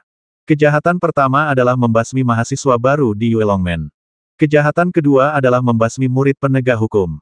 Kejahatan ketiga adalah melawan penegak hukum. Kejahatan keempat adalah menjadi musuh tim penegak hukum.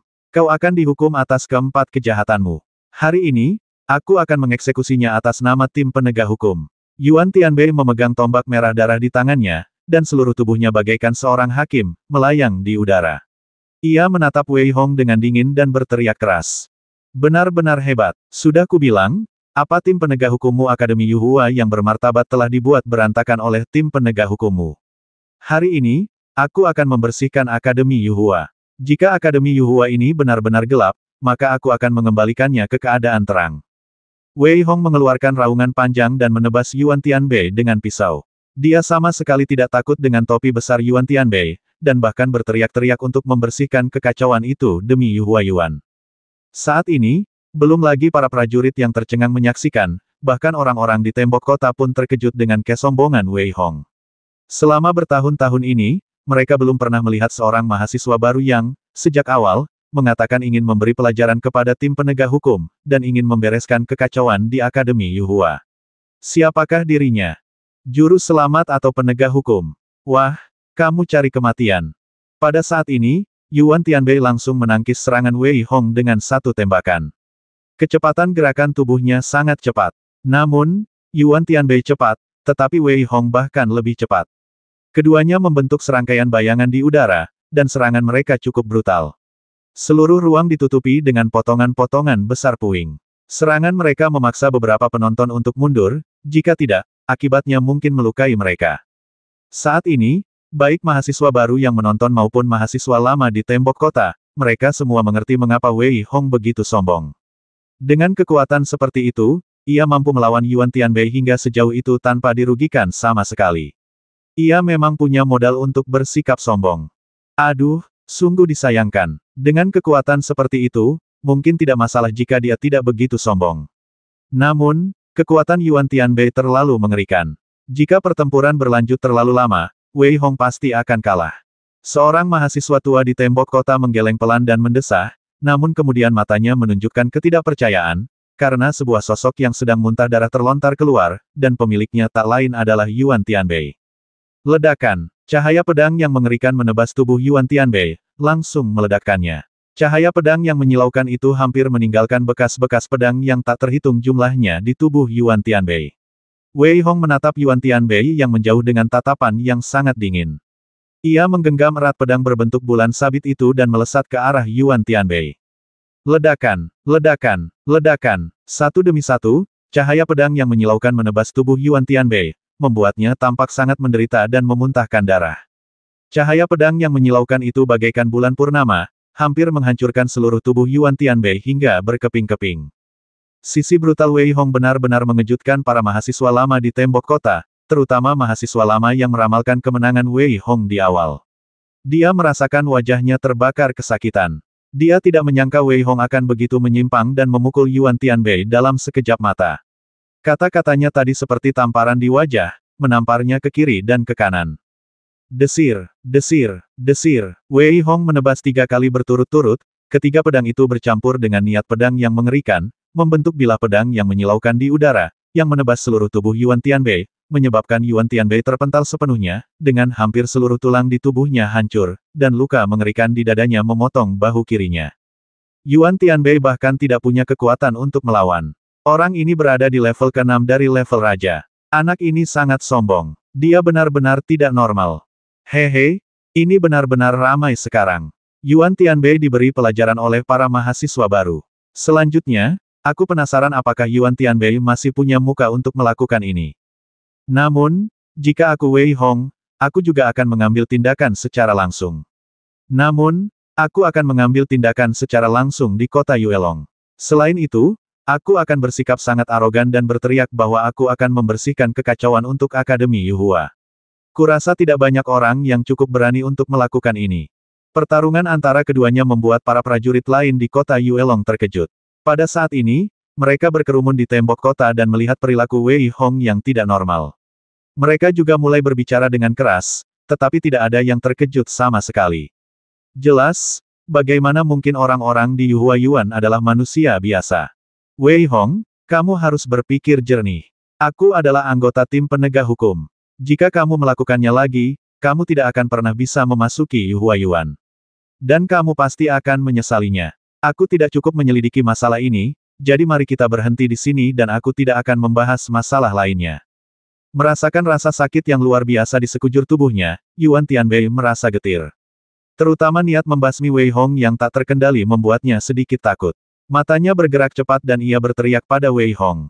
Selamatkan nyawamu dulu. Saat Wei Hong masuk Akademi Yuhua, Yuan Tianbei akan punya cukup cara untuk menghadapinya.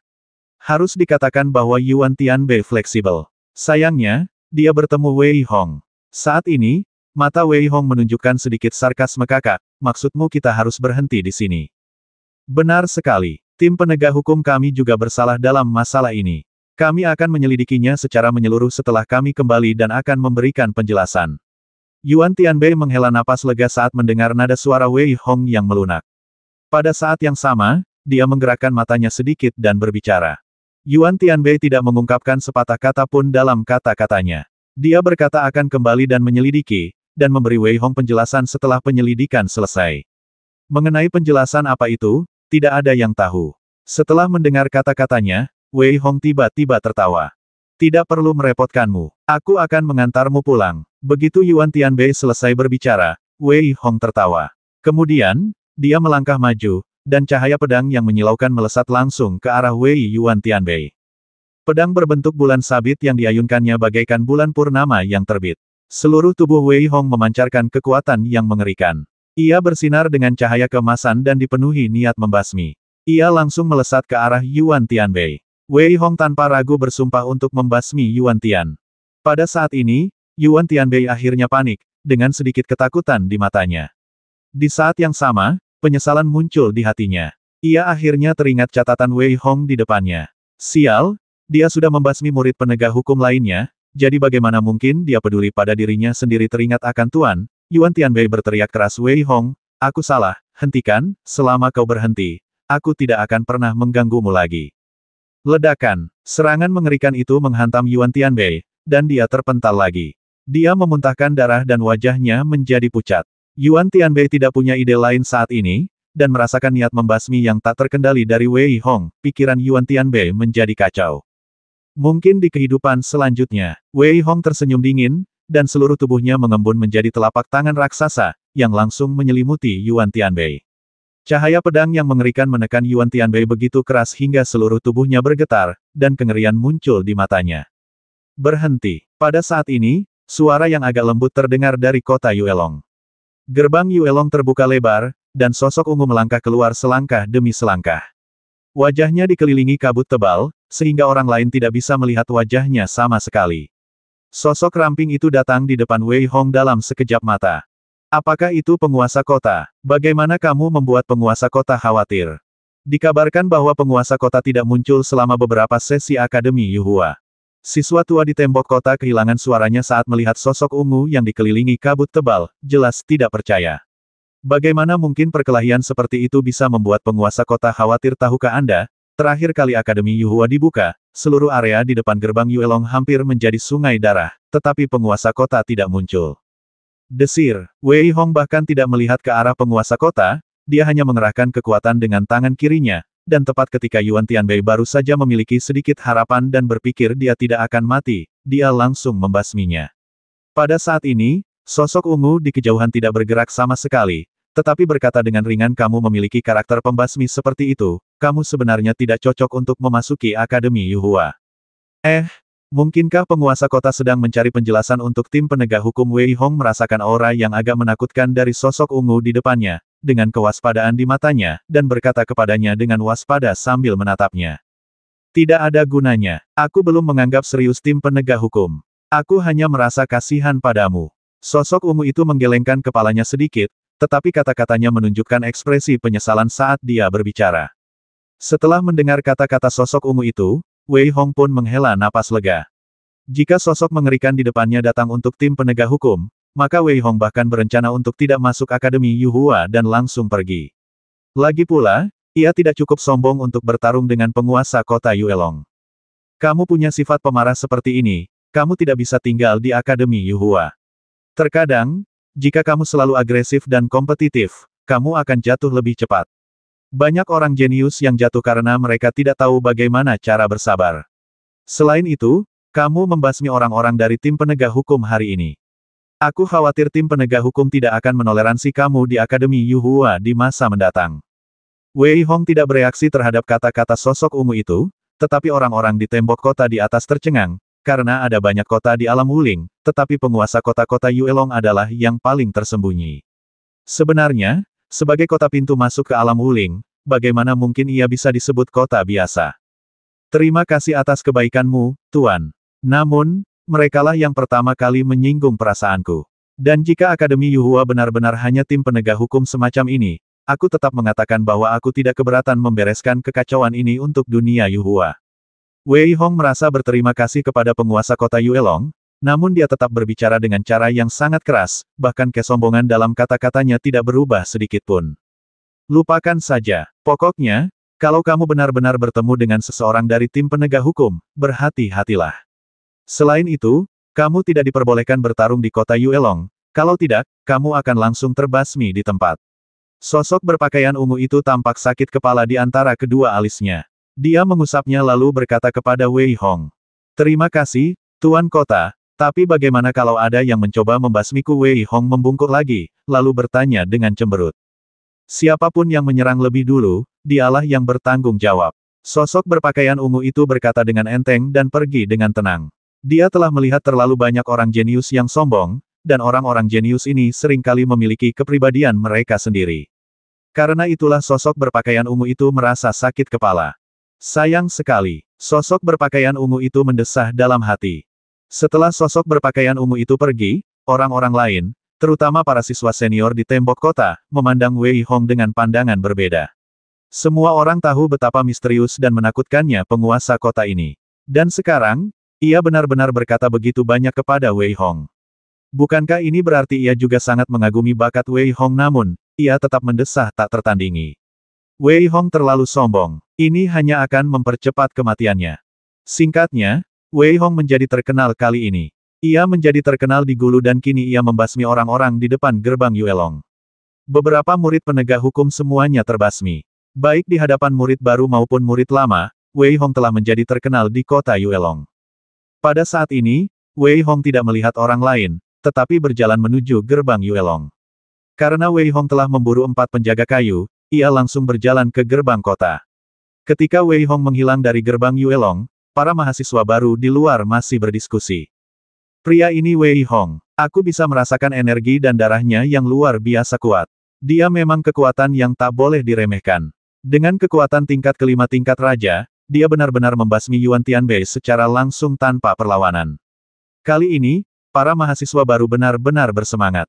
Ya, kalau dia bisa tumbuh dewasa, dia bisa menjadi orang yang kejam. Namun, itu tergantung pada apakah dia bisa tumbuh dewasa. Menurutku itu sulit. Dengan karakter yang tegas dan sombong seperti itu, akan aneh jika dia bisa tumbuh di Akademi Yuhua.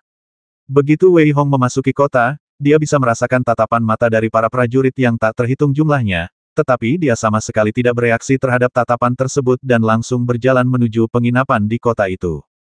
Wei Hong tampak normal, tetapi setelah berubah menjadi versi yang lebih kuat, sangat tinggi. Dia menatap semua orang dengan kepala terangkat, dan ekspresinya bahkan lebih sombong daripada Wei Hong. Apa yang kau lihat jika kau terus melihat, Tuan Guk-Guk akan menjadikanmu hewan peliharaannya. Kau ingin mati. Woof, perkelahian dilarang di kota Yuelong. Kalau tidak, hanya karena kau menatapku seperti itu, aku akan menamparmu sampai mati. Hanya berdasarkan tatapan matamu, kau sudah mati 10.000 kali di luar sana. Saat itu, Saibo benar-benar berjalan dengan 2 kaki, dengan kedua kaki depannya menari-nari. Pada saat ini, Saibo benar-benar menunjukkan arti mengandalkan kekuatan orang lain. Banyak prajurit berhasil menghindari tatapan Wei Hong dan menatap Saibo. Ya ampun, ini benar-benar seperti pemiliknya, seperti Guk-Guknya. Ya, aku ingin sekali memasak Guk-Guk mati ini. Aku juga punya satu, orang pembawa sial, pria dan Guk-Guk ini benar-benar yang paling sombong, hanya saja lebih sombong. Wei Hong menatap Seber di belakangnya dan menyadari bahwa Seber telah berhasil menarik banyak kebencian. Secerca amarah terpancar di mata Wei Hong. Ia tak kuasa menahan diri untuk berhenti dan menatapnya tajam. Tidakkah kau pikir aku tidak punya cukup kebencian atau kau takut aku akan mati perlahan? Melihat momentum Wei Hong, Seber tertawa datar sejak zaman dahulu. Jenius mana yang tidak memiliki musuh di seluruh dunia lagi pula? Kamu sudah menyinggung banyak orang, jadi ini tidak masalah. Wei Hong terlalu malas untuk memperhatikannya, lalu berbalik dan pergi, berlari menjauh. Kota Yuelong sungguh luar biasa. Seluruh kota penuh dengan momentum yang tak berujung. Yang mengejutkan Wei Hong adalah bahwa seluruh kota Yuelong, yaitu alam Wuling, lebih padat dalam seni bela diri dan energi spiritual daripada di luar. Tak heran banyak jenius datang ke sini. Ia langsung menuju penginapan. Di jalan, ia melihat para kultivator tingkat raja di mana-mana, dan tingkat kultivasi terendah mereka bahkan di atas tingkat ke-8 Wujun. Hal ini memberi Wei Hong pemahaman yang lebih mendalam tentang seluruh Akademi Wulingji Yuhua. Setibanya di penginapan, Wei Hong mendapati bahwa bahkan seorang pelayan pun memiliki tingkat ke-9 Wujun. Hal ini membuat Wei Hong ingin mengeluh. Sial, ia hanya bisa berkata bahwa ia terlalu kuat. Ketika bertanya di penginapan, Wei Hong menggelengkan kepala dan tersenyum getir. Banyak prajurit di wilayah Gurun Utara telah dikirim ke tempat lain setelah tiba di sini setahun yang lalu, yang membuatnya mengurungkan niat untuk mencari mereka. Meskipun alam Wuling hanya satu dunia, ia terlalu besar. Ada begitu banyak gunung di Yuhua Yuan. Menemukan seseorang mungkin lebih sulit daripada mencari jarum di tumpukan jerami. Wei Hong juga membeli pengantar tentang seluruh dunia roh bela diri di kota. Lagi pula, mustahil bagi Wei Hong untuk sepenuhnya tidak tahu apa-apa setelah datang ke sini. Seber juga hampir tidak mengerti dunia roh bela diri, jadi Wei Hong tentu saja perlu memperhatikannya dengan saksama. Akademi Yuhua hampir seluruhnya diselimuti dan dikelilingi oleh pegunungan yang menjulang tinggi, dan setiap gunung mewakili sebuah warisan. Akademi Yuhua memiliki banyak warisan, dan banyak sekali murid datang ke sini hanya untuk mendapatkan warisan tersebut. Lagi pula, alam Wuling hampir bahkan lebih tua daripada benua Wuki dan benua Lingqi. Saya khawatir tidak ada yang dapat menghitung jumlah warisan seperti itu, dan setiap warisan hampir dapat dikatakan sangat berharga. Inilah alasan mengapa banyak sekali pejuang berbakat datang ke sini dalam aliran yang tak berujung. Bukan berarti setiap orang dapat memilih warisan sesuka hati, dan tidak semua warisan dapat memilih orang sesuka hati. Akademi Yuhua selalu lebih memperhatikan takdir. Kecuali beberapa jenius yang dapat dikenali dari warisan yang kuat, semua orang perlu menjalani serangkaian ujian dan tes untuk melihat warisan mana yang dapat mereka terima, dan juga untuk melihat jenis warisan yang cocok untuk mereka. Warisan yang tak terhitung jumlahnya hampir bisa dikatakan sebagai harta karun. Bagaimanapun, warisan-warisan ini ditinggalkan oleh orang-orang berkuasa dari semua generasi. Namun, beberapa warisan memang telah menurun seiring berjalannya waktu, tetapi beberapa warisan masih sangat kuat. Warisan yang benar-benar kuat hampir semuanya ditinggalkan oleh orang-orang berkuasa di masa lalu. Warisan-warisan ini sangat dihargai oleh Akademi Yuhua, dan hampir setiap kali muncul orang kuat, ia berasal dari warisan-warisan kuat ini. Namun, warisan-warisan kuat ini cukup ketat dalam menyeleksi murid. Tidak hanya kultivasi, tetapi juga kultivasi dan bakat Anda. Keduanya sangat penting. Misalnya, jika Anda telah mencapai tingkat ke-9 tingkat raja, tetapi tidak memiliki potensi, Anda tidak akan direkrut sama sekali. Dan betapapun mengerikannya dirimu, jika kultivasimu di bawah level raja, kau tidak akan dipertimbangkan sama sekali. Standar rekrutmen yang kejam mencerminkan kekuatan warisan. Wei Hong menemukan tempat dan langsung duduk, mendengarkan diskusi para prajurit di sekitarnya. Lagi pula, ini sebenarnya tempat tercepat untuk mendapatkan informasi. Tempat ini, jika dibandingkan dengan beberapa domain Wan, tak lebih dari sekadar kurcaci. Wei Hong merasakan aura yang kuat dan menggelengkan kepalanya sedikit. Jelas, dia terkejut dengan kekuatan yang mengerikan itu. Di penginapan, kultivasi tingkat raja dapat dilihat di mana-mana, dan bahkan master tingkat raja ke-6 dan ke-7 sama sekali tidak mengejutkan. Para jenius di masa lalu bahkan belum berada di level terendah di sini, yang membuat Wei Hong merasa terdesak. Namun, Wei Hong tetap tidak menyesali pembasmian para murid penegak hukum di Yuelongmen. Ia tentu saja memahami niat baik penguasa kota Yuelong, tetapi Wei Hong punya caranya sendiri. Namun, diskusi orang-orang di sekitarnya membangkitkan minat Wei Hong. Hei, sudah dengar kali ini, jumlah jeniusnya bisa dibilang paling kuat di antara sesi-sesi lainnya. Tentu saja aku mendengarnya. Jangan bicarakan hal-hal lain dulu. Wei Hong di sana, kelompok terakhir yang tiba di Akademi Yuhua, benar-benar menghunus pedang dan menunggang kudanya, serta membasmi beberapa tim penegak hukum di Yuelongmen, dan bahkan membasmi Yuan Tianbei. Ya, dia juga orang yang kejam. Namun, yang paling kuat kali ini bukanlah Wei Hong, melainkan beberapa monster dari benua Wuki kita dan beberapa monster dari benua Lingqi. Setelah mendengar diskusi ini, Wei Hong juga menjadi tertarik. Wei Hong telah mendengar banyak tentang benua spiritual, tetapi ia tidak pernah memahaminya. Beberapa orang yang ia basmi di Istana Raja Ibel pasti berasal dari benua spiritual. Pada saat ini, semua orang mulai membahasnya lagi. Benua spiritual, karena energi spiritualnya yang melimpah, secara alami berada pada level yang lebih tinggi dari benua bela diri kita. Namun, saat ini, seorang prajurit bertanya, mengapa kita belum melihat seorang jenius pun dari benua spiritual di kota Yuelong ini tidak ilmiah? Hehe, kamu tidak mengerti, kan alam wuling tempat Akademi Yuhua berada adalah persimpangan benua Wuki dan benua Lingqi. Itulah sebabnya alam tempat kita berada sekarang adalah benua Wuki, dan di sisi lainnya adalah benua Lingqi. Oleh karena itu, kita tentu tidak bisa melihat orang-orang dari benua Lingqi. Seorang siswa senior yang tahu banyak tentang hal ini menjelaskan sambil tersenyum. Jadi, penjahat macam apa yang ada di benua spiritual kali ini? Seperti yang kita semua tahu, di benua Wuki, kita mengolah esensi sejati dengan merotasi Wuki kita untuk mencapai tingkat raja.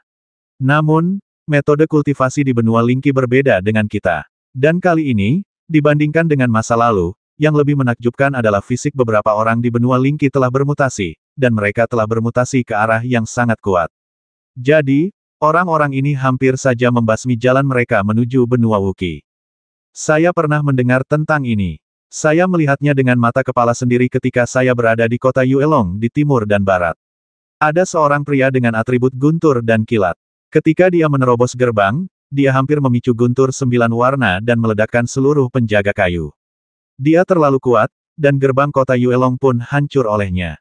Ya, sepertinya ada salah satu dari mereka yang mempraktikkan sihir tertinggi. Begitu dia mengaktifkan energi spiritual siapapun yang mendekatinya, dia langsung melahap seluruh esensi sejatinya. Sungguh mengerikan dan menyimpang. Orang pembawa sial, biasanya benua Wuki kita tidak bisa mengalahkan benua Lingqi mereka, tapi sekarang seperti ini, bagaimana kita masih bisa mengalahkan mereka? Kau tidak perlu khawatir tentang itu. Kami di benua Wookiee juga memiliki beberapa orang dengan fisik khusus kali ini, termasuk tubuh Phoenix, tubuh naga, dan bahkan beberapa yang telah memperoleh warisan yang tak tertandingi. Oleh karena itu, saat itu, aku khawatir itu akan menjadi pertarungan antara naga dan harimau. Mendengar pembicaraan orang-orang ini, Wei Hong merasakan urgensi dalam hatinya. Ini adalah pertemuan para jenius. Ketika Anda membuat kemajuan dan mengalami petualangan, orang lain tidak akan mundur, karena selama mereka tetap di tempat mereka berada, mereka sebenarnya sedang melangkah mundur. Banyak sekali orang, dan banyak sekali orang mesum. Persyaratanku tidak tinggi. Aku akan puas asalkan aku bisa menjadi murid terdaftar. Seorang pria dengan kultivasi setengah raja mendesah pelan, sementara yang lain tidak menunjukkan ketidaksetujuan, melainkan mengangguk dalam-dalam. Dengan tingkat kultivasi setengah langkah raja sebelum usia 30, dia hampir bisa dikatakan sebagai guru yang cemerlang bagi generasi muda di wilayah utara. Namun, dia hanya meminta untuk menjadi murid terdaftar Akademi Yuhua. Wei Hong menggelengkan kepalanya sedikit, jelas-jelas ngeri dengan situasi tersebut. Namun, hanya ada sedikit orang dengan fisik yang bermutasi, jadi selama kita bekerja keras, kita belum tentu akan tertinggal dari mereka. Orang lain berbicara dengan lantang, seolah-olah untuk menyemangati semua orang, atau untuk meningkatkan semangatnya sendiri. Wei Hong, kau harus berhati-hati terhadap fisik bermutasi ini. Orang-orang ini pasti memiliki tingkat kultivasi tertinggi, dan dalam pertarungan, mereka pasti akan menggunakan segala cara. Sebenarnya ada dua jenis fisik bermutasi. Pertama, mereka telah menjadi jahat, dan tentu saja, mereka tidak bisa datang ke sini. Jadi, tipe kedua, mereka telah menjadi istimewa, dan ini tidak menakutkan. Yang menakutkan adalah mereka telah berubah dari bodoh menjadi sepenuhnya sadar. Dengan demikian, baik saat mereka berkultivasi maupun bertarung melawan orang lain, mereka bisa disebut menakutkan. Ketika Seber mendengar ini, dia juga menggonggong dan berteriak pada Wei Hong. Benarkah begitu? Wei Hong bergumam, dan anehnya, senyum muncul di bibirnya. Beberapa orang terlahir dengan kelebihan yang unik, seperti fisik yang bermutasi yang dibicarakan oleh banyak pejuang. Ketika orang-orang ini bertarung melawan orang lain, mereka sudah memiliki kelebihan yang sangat besar. Misalnya, orang-orang dengan fisik petir, atau bahkan fisik ibel, fisik burung phoenix dan naga, mungkin akan berada pada posisi yang kurang menguntungkan ketika bertarung melawan mereka. Yang lebih mengerikan adalah jika orang-orang seperti itu memiliki bakat yang luar biasa, maka tidak ada yang akan keberatan menyebut mereka jenius atau monster. Wei Hong tidak mungkin mengatakan bahwa dia tidak merasa tertekan setelah mendengar perkataan orang-orang ini, tetapi alasan mengapa dia bisa tertawa adalah karena kegilaan di tulang Wei Hong telah sepenuhnya menyala. Akan sangat menarik untuk bertarung dan berselisih dengan orang-orang seperti itu. Saya sangat menantikannya. Wei Hong berkata dalam hati sambil tersenyum, terlebih lagi, sekarang beberapa orang memegang seni penguasa dan seni generasi Raja Ibel, bahkan fisik Wei Hong dapat disebut tubuh Phoenix. Oleh karena itu, ketika bertarung dengan orang-orang ini, Wei Hong mungkin memiliki keunggulan mutlak, apalagi berada pada posisi yang kurang menguntungkan. Woof, nak, tidak peduli seberapa kuat mutan-mutan ini, kamu tetap memiliki kelebihan bawaan. Jadi, ketika kamu bertemu mereka, jangan bersikap lemah lembut dan menghajar mereka begitu kamu melihatnya. Seber tampak sangat sombong dan membentak Wei Hong. Untungnya, Seber mengatakannya melalui transmisi suara. Kalau tidak, jika orang lain mendengarnya dengan arogan, pasti akan mengundang banyak kebencian. Saat itu, diskusi orang lain membuat Wei Hong tertawa dan menangis. Meskipun mereka lebih kuat dari kita, kudengar pilihan warisan mereka sangat terbatas. Lagi pula, perkembangan mereka di masa depan akan maju atau mundur. Hehe, dalam hal ini, sebenarnya tidak ada yang perlu ditakutkan. Benar sekali, karena dewa telah memberi mereka kelebihan yang unik, dia pasti akan membatasi mereka. Mari kita pikirkan cara untuk lulus ujian. Mengenai orang-orang ini, kita sebaiknya menghindari mereka saat kita bertemu mereka di masa mendatang. Benar, meskipun kita tidak sebaik warisan-warisan agung itu, kita tetap harus mendaftar. Memang tidak seberapa, tapi kalau kita lolos, kita benar-benar akan seperti ikan mas yang melompati gerbang naga. Benar sekali, meskipun aku hanya murid terdaftar, apa salahnya lagi pula, warisan yang benar-benar kuat jauh berbeda dari warisan-warisan kecil itu. Meskipun kita hanya memulai dari bawah, itu tetap merupakan semacam kekuatan dan pelatihan bagi kita. Setelah mendengar diskusi orang-orang ini, Wei Hong menggelengkan kepalanya sedikit. Meskipun fisik yang bermutasi ini akan memiliki beberapa keterbatasan, titik awal mereka akan lebih tinggi. Selain itu, beberapa warisan yang besar dan kuat mungkin akan menjadikan mereka sebagai target utama. Mentalitas para pejuang ini hanyalah buah anggur asam karena mereka tidak bisa memakannya. Sebenarnya, ide setiap orang berbeda-beda. Hal ini bahkan lebih berlaku pada hari-hari berikutnya dalam pencarian warisan. Ada orang yang menemukan warisan sejak dini, sementara yang lain masih mengandalkan keberuntungan mereka. Namun, masalah Wei Hong bukanlah bahwa ia tidak dapat menemukan warisan, tetapi tidak ada yang berani menerimanya. Woof, ini terlalu kacau. Orang-orang yang merendahkan orang lain, tidakkah mereka tahu bahwa mereka tidak hanya menolak seorang jenius masa depan, tetapi juga seorang kaisar guk-guk. Seber tampak sangat marah dan menggonggong dengan keras, sementara Wei Hong juga tersenyum pahit dan pada saat yang sama, dia berharap bisa mencekik guk-guk yang sudah mati itu sampai mati. Ternyata beberapa warisan ditolak secara langsung dan jelas setelah mendengar tentang Wei Hong. Belum lagi beberapa siswa baru, bahkan Wei Hong diam-diam bingung. Namun, Wei Hong segera mengerti. Penegak hukum itu benar-benar kuat, dan dia benar-benar bertindak di sini. Wei Hong tampaknya tidak lagi terburu-buru. Setiap hari, dia berkeliling mencari warisan, dan ditolak berulang kali. Sayang sekali, dia masih terlalu muda. Kalau saja dia tidak menyinggung penegak hukum, dia pasti sudah mewarisi warisan itu sekarang. Benar sekali, warisan kecil hampir tidak berani menerimanya. Namun, beberapa warisan yang kuat tidak ingin membuat marah para penegak hukum karena Wei Hong. Dengan cara ini, Wei Hong benar-benar dapat bergerak perlahan. Ini terlalu gelap, tetapi tidak ada cara lain. Di mana-mana seperti ini. Sebagai penegak hukum, jika saya tidak begitu kuat, bagaimana saya bisa membuat orang menghormati saya? Sungguh disayangkan bagi bibit yang baik seperti Wei Hong. Mudah dimengerti. Para penegak hukum selalu bersikap angkuh dan berkuasa, dan tidak ada yang berani menyentuh mereka. Namun, Wei Hong membasmi orang di depan gerbang Yuelong. Ini benar-benar tamparan di wajah para penegak hukum.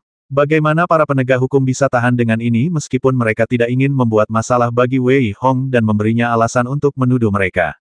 Namun, mereka melakukan trik kecil ini, dan saya khawatir Wei Hong harus pergi dengan malu pada akhirnya. Anda bilang, kalau aparat penegak hukum saja yang melakukan hal ini, para petinggi tidak akan berbuat apa-apa. Yah, siapa tahu. Banyak pendekar yang mengetahui tentang hal ini, dan bahkan beberapa mahasiswa baru yang telah mewarisi tradisi, memandang Wei Hong yang masih berkeliaran dari waktu ke waktu setiap hari, dan menggelengkan kepala mereka sedikit dengan ekspresi penyesalan, sementara beberapa orang benar-benar bersorak gembira. Bagaimanapun, Wei Hong sangat terkenal. Semua mahasiswa baru ini dulunya jenius. Sekarang, reputasi Wei Hong yang lebih cemerlang secara alami membayangi mereka. Justru karena ini, ketika mereka melihat Wei Hong seperti ini, mereka semua merasa sangat lega. Mereka menyebutnya hebat dan sombong, tetapi sekarang Anda pasti tercengang. Gunung-gunung besar berdiri tinggi dan dalam, dan aura yang kuat samar-samar terpancar darinya. Namun, para pelayan yang diwariskan ini, tanpa kecuali, semuanya menolak untuk membiarkan Wei Hong masuk. Dari awal hingga akhir, Wei Hong memiliki senyum tipis di wajahnya, dan dia bahkan tidak tampak marah sama sekali. Penampilannya yang tenang membuat beberapa orang semakin bingung. Beberapa bahkan berpikir bahwa Wei Hong hanya berusaha menyelamatkan mukanya, tetapi sebenarnya dia sudah menyesalinya di dalam hatinya. Woof, nak, paling buruknya kau tinggalkan saja Tori Hahain ini pada Tuan Gou. Sial, ini terlalu gelap. Kalau Tuan Gou masih saja marah, dia pasti sudah menamparkan wajahnya sejak lama. Saibo sangat marah beberapa hari ini, dan bahkan ada beberapa kali dia ingin mengukir beberapa formasi pembasmian unik untuk menjebak para murid ini sampai mati. Namun, dia ditolak oleh Wei Hong. Jika Wei Hong marah atau terkejut di awal, maka dia hampir tidak peduli pada akhirnya. Tidak heran sosok berpakaian ungu itu begitu menyesal. Dia pasti sudah menebak situasi saat ini sejak lama, itulah sebabnya dia merasa kasihan pada dirinya sendiri. Namun, Wei Hong tidak memiliki penyesalan di dalam hatinya. Seperti yang dia katakan, hal terburuk yang bisa terjadi adalah pergi. Jika seorang pejuang tidak memiliki hati yang kuat, maka ia tidak akan pernah mencapai apapun dalam hidupnya. Selain itu, Wei Hong tidak percaya bahwa dengan begitu banyak warisan, tidak ada yang berani menerimanya. Dalam sekejap mata, sebulan berlalu dengan tenang. Oh, sudah sebulan berlalu, dan Wei Hong masih belum menemukan warisannya. Sekarang dia benar-benar dalam bahaya. Benar, Akademi Yuhua punya aturan bahwa jika kamu tidak bisa menemukan warisan dalam waktu 40 hari, kamu akan diusir paksa. Haha, aku cuma bisa bilang dia pantas mendapatkannya. Siapa yang membuatnya begitu sombong seorang mahasiswa baru berani membasmi murid dari tim penegak hukum? Bukankah ini namanya mencari kematian? Ada banyak diskusi, tetapi setelah sebulan menetap, karakter Wei Hong menjadi sangat kuat. Hanya dengan pandangan sekilas, Wei Hong tetap memulai perjalanan mencari warisan. Hanya tersisa 2 hari sebelum dia dipaksa meninggalkan warisan, tetapi Wei Hong sama sekali tidak terburu-buru. Sebaliknya, pada hari terakhir, Wei Hong diam-diam menginjakkan kaki di gunung warisan tempat dia ragu-ragu untuk waktu yang lama tetapi tidak dapat mengambil keputusan. Lihat, hanya tinggal 1 hari lagi. Mungkinkah Wei Hong benar-benar ingin membuang toples itu ke dalam tanah dan pergi ke puncak Wei? Banyak prajurit memperhatikan gerakan Wei Hong setiap hari, terutama ketika Wei Hong hanya memiliki 1 hari tersisa di Akademi Yuhua. Ketika semua orang melihat sosok Wei Hong muncul di kaki puncak Wei, mereka semua terkejut dan berbicara. Memangnya kenapa kalau dia ada di puncak Wei? Apakah puncak Wei masih bisa menerima Wei Hong? Semua orang tahu bahwa tim penegak hukum sudah menyebarkan berita bahwa siapapun yang menerima Wei Hong akan menjadi musuh tim penegak hukum. Terlebih lagi, dengan puncak Wei yang dalam kondisi buruk, bagaimana mungkin dia berani menjadi musuh tim penegak hukum? Benar sekali, sungguh malang bagi puncak Wei. Dulu sangat makmur, tetapi menderita kerugian besar hanya karena pertempuran dengan dunia luar. Selain itu, setelah kelompok orang itu meninggal, warisannya terputus. Apa yang terjadi karena ini adalah warisan yang sangat kuat, tidak adakah yang ingin mengambilnya lagi? Bagaimana keanehan ini bisa dijelaskan hanya dengan beberapa kata Wei Hong? Mungkinkah dia ingin dilindungi tapi bagaimana puncak Wei bisa melindunginya? Wei Hong tentu saja menyadari pembicaraan orang-orang di sekitarnya, tetapi pada saat ini, Wei Hong sebenarnya tidak punya jalan keluar. Selain itu, warisan di puncak Wei sebenarnya cukup kuat, jadi Wei Hong tentu saja ingin mencobanya. Puncak Wei, sesuai namanya, sangat kekurangan energi sejati. Rumput-rumput tumbuh di sekelilingnya. Bahkan ketika Wei Hong tiba di kaki gunung, tak seorang pun menyambutnya. Melihat sekeliling, tak ada tanda-tanda manusia sama sekali. Gunung itu tampak seperti gunung tak berpenghuni dan telah runtuh sepenuhnya. Wei Hong tidak tampak sedih maupun senang, karena ia telah memutuskan untuk menganggap ini sebagai pertempuran terakhirnya. Ia sama sekali tidak peduli apakah ia bisa memasuki gunung atau tidak. Meskipun ia telah ditolak berkali-kali dalam sebulan terakhir, Wei Hong juga menolak beberapa warisan kecil. Dengan begitu banyak tipu daya di pundaknya, bagaimana mungkin dia bisa mendapatkan warisan kecil untuk menjalani hidup yang menyedihkan di bawah tatapan heran dan mengejek semua orang? Wei Hong menginjakkan kaki di puncak Wei. Wei Hong melangkah maju, dan ia bahkan bisa merasakan kesunyian menyusup ke dalam hatinya. Jejak-jejak di anak tangga batu itu seolah menunjukkan bahwa anak tangga itu sudah sangat tua, sangat kontras dengan pemandangan ramai dan ramai di pegunungan lain. Ketika Wei Hong tiba di puncak utama, sebelum sempat bereaksi, ia melihat seorang pria dan seorang wanita datang dari kejauhan. Ketika mereka melihat Wei Hong, pria yang agak kurus itu bertanya, "Wei Hong, maukah kau bergabung dengan puncak Wei-ku?" Ya, Wei Hong mengepalkan tangannya dan hendak mengucapkan kata-katanya ketika ia melihat wanita itu, dengan sorot mata gembira, berkata, "Baiklah, ikut kami ke kediamanmu dulu." Setelah itu, pria dan wanita itu saling memperkenalkan diri kepada Wei Hong. Pria kurus itu bernama Wu Rui, dan gadis yang agak naif itu bernama Zhao Qing. Melihat keduanya berbalik dan ingin membawanya ke kediamannya, Wei Hong tampak terkejut dan bertanya dengan bingung, kakak senior Wu, kakak senior Zhao, apakah kalian tidak perlu mengikuti penilaian terlebih dahulu?" Haha, apa yang harus diuji setiap kali Akademi Yuhua dibuka? Semua orang sudah melupakan puncak Wei. Kalau kita mengujinya lagi, aku khawatir kita tidak akan bisa merekrut siapapun. Wu Rui tersenyum pahit dan berkata dengan nada sedih. Sebenarnya, meskipun puncak Wei telah menurun, jumlah orangnya pasti tidak begitu sedikit. Bagaimanapun, puncak Wei begitu kuat saat itu sehingga bahkan beberapa warisan utama tidak berani meremehkan puncak Wei. Namun, dalam pertempuran tragis tahun itu, banyak master puncak Wei hampir terbasmi. Warisannya terputus. Jika demikian, maka mereka bisa merekrut murid lain kali. Namun masalahnya terletak pada warisan puncak Wei. Warisan puncak Wei adalah kitab suci kuno Wei peninggalan Kaisar Wei, yang dikenal sebagai metode rahasia tertinggi. Setelah beberapa jenius puncak Wu Wei memahami kitab suci kuno tersebut, mereka bertarung satu sama lain dan hampir tidak pernah kalah. Warisan yang begitu kuat tentu saja menarik banyak master untuk bergabung dengan puncak Wu Wei. Akan tetapi, ratusan tahun kemudian, tidak seorang pun yang memahami kitab suci kuno Wu Wei. Pada saat yang sama, semua orang tahu bahwa tidak seorang pun dapat memahami kitab suci kuno Wu Wei yang ditinggalkan oleh Kaisar Wu Wei. Akibatnya, semua orang tahu bahwa kitab suci kuno Wu Wei tidak akan pernah diterbitkan lagi. Karena itu, setelah dibukanya Akademi Yuhua, tidak ada murid yang bersedia bergabung dengan puncak Wu Wei. Bahkan beberapa jenius bejat dan jahat pada masa itu pun tidak mampu memahami kitab suci kuno puncak Wu Wei, apalagi orang lain. Akibatnya, puncak Wu Wei pun runtuh. Hal-hal ini tercatat dalam buklet Akademi Yuhua, sehingga bahkan para mahasiswa baru pun tahu banyak tentangnya. Ketika Wu Rui dan Zhao Qing tiba di sebuah halaman yang agak kumuh, Zhao Qing menjulurkan lidahnya dengan manis dan berkata sambil tersenyum, mulai sekarang, halaman ini milikmu. Aku akan bermain dulu. Kamu bisa meminta kakak senior Wu untuk memperkenalkanmu pada situasi-situasi lainnya. Sambil berbicara, Zhao Qing pergi sambil terkekeh, sementara Wei Hong tampak semakin bingung. Ia tidak mengerti mengapa adik perempuan yang manis ini begitu bahagia dan bersemangat. Wu Rui di sampingnya tersenyum pahit dan berkata, sejak kau datang, dia akhirnya bukan adik perempuan lagi, jadi wajar saja dia bahagia. Pada saat ini, dua orang lainnya juga berjalan keluar. Salah satu dari mereka memiliki aura yang kuat, dan Wei Hong bahkan tidak dapat mengatakan bahwa dia adalah pria yang tenang dan dewasa. Ketika mereka melihat Wei Hong, mereka tersenyum tipis dan berkata, selamat datang di puncak Wu Wei kami. Saya adalah kakak laki-laki senior Anda Liu Ming, dan ini adalah kakak laki-laki senior kedua Anda Li Wei.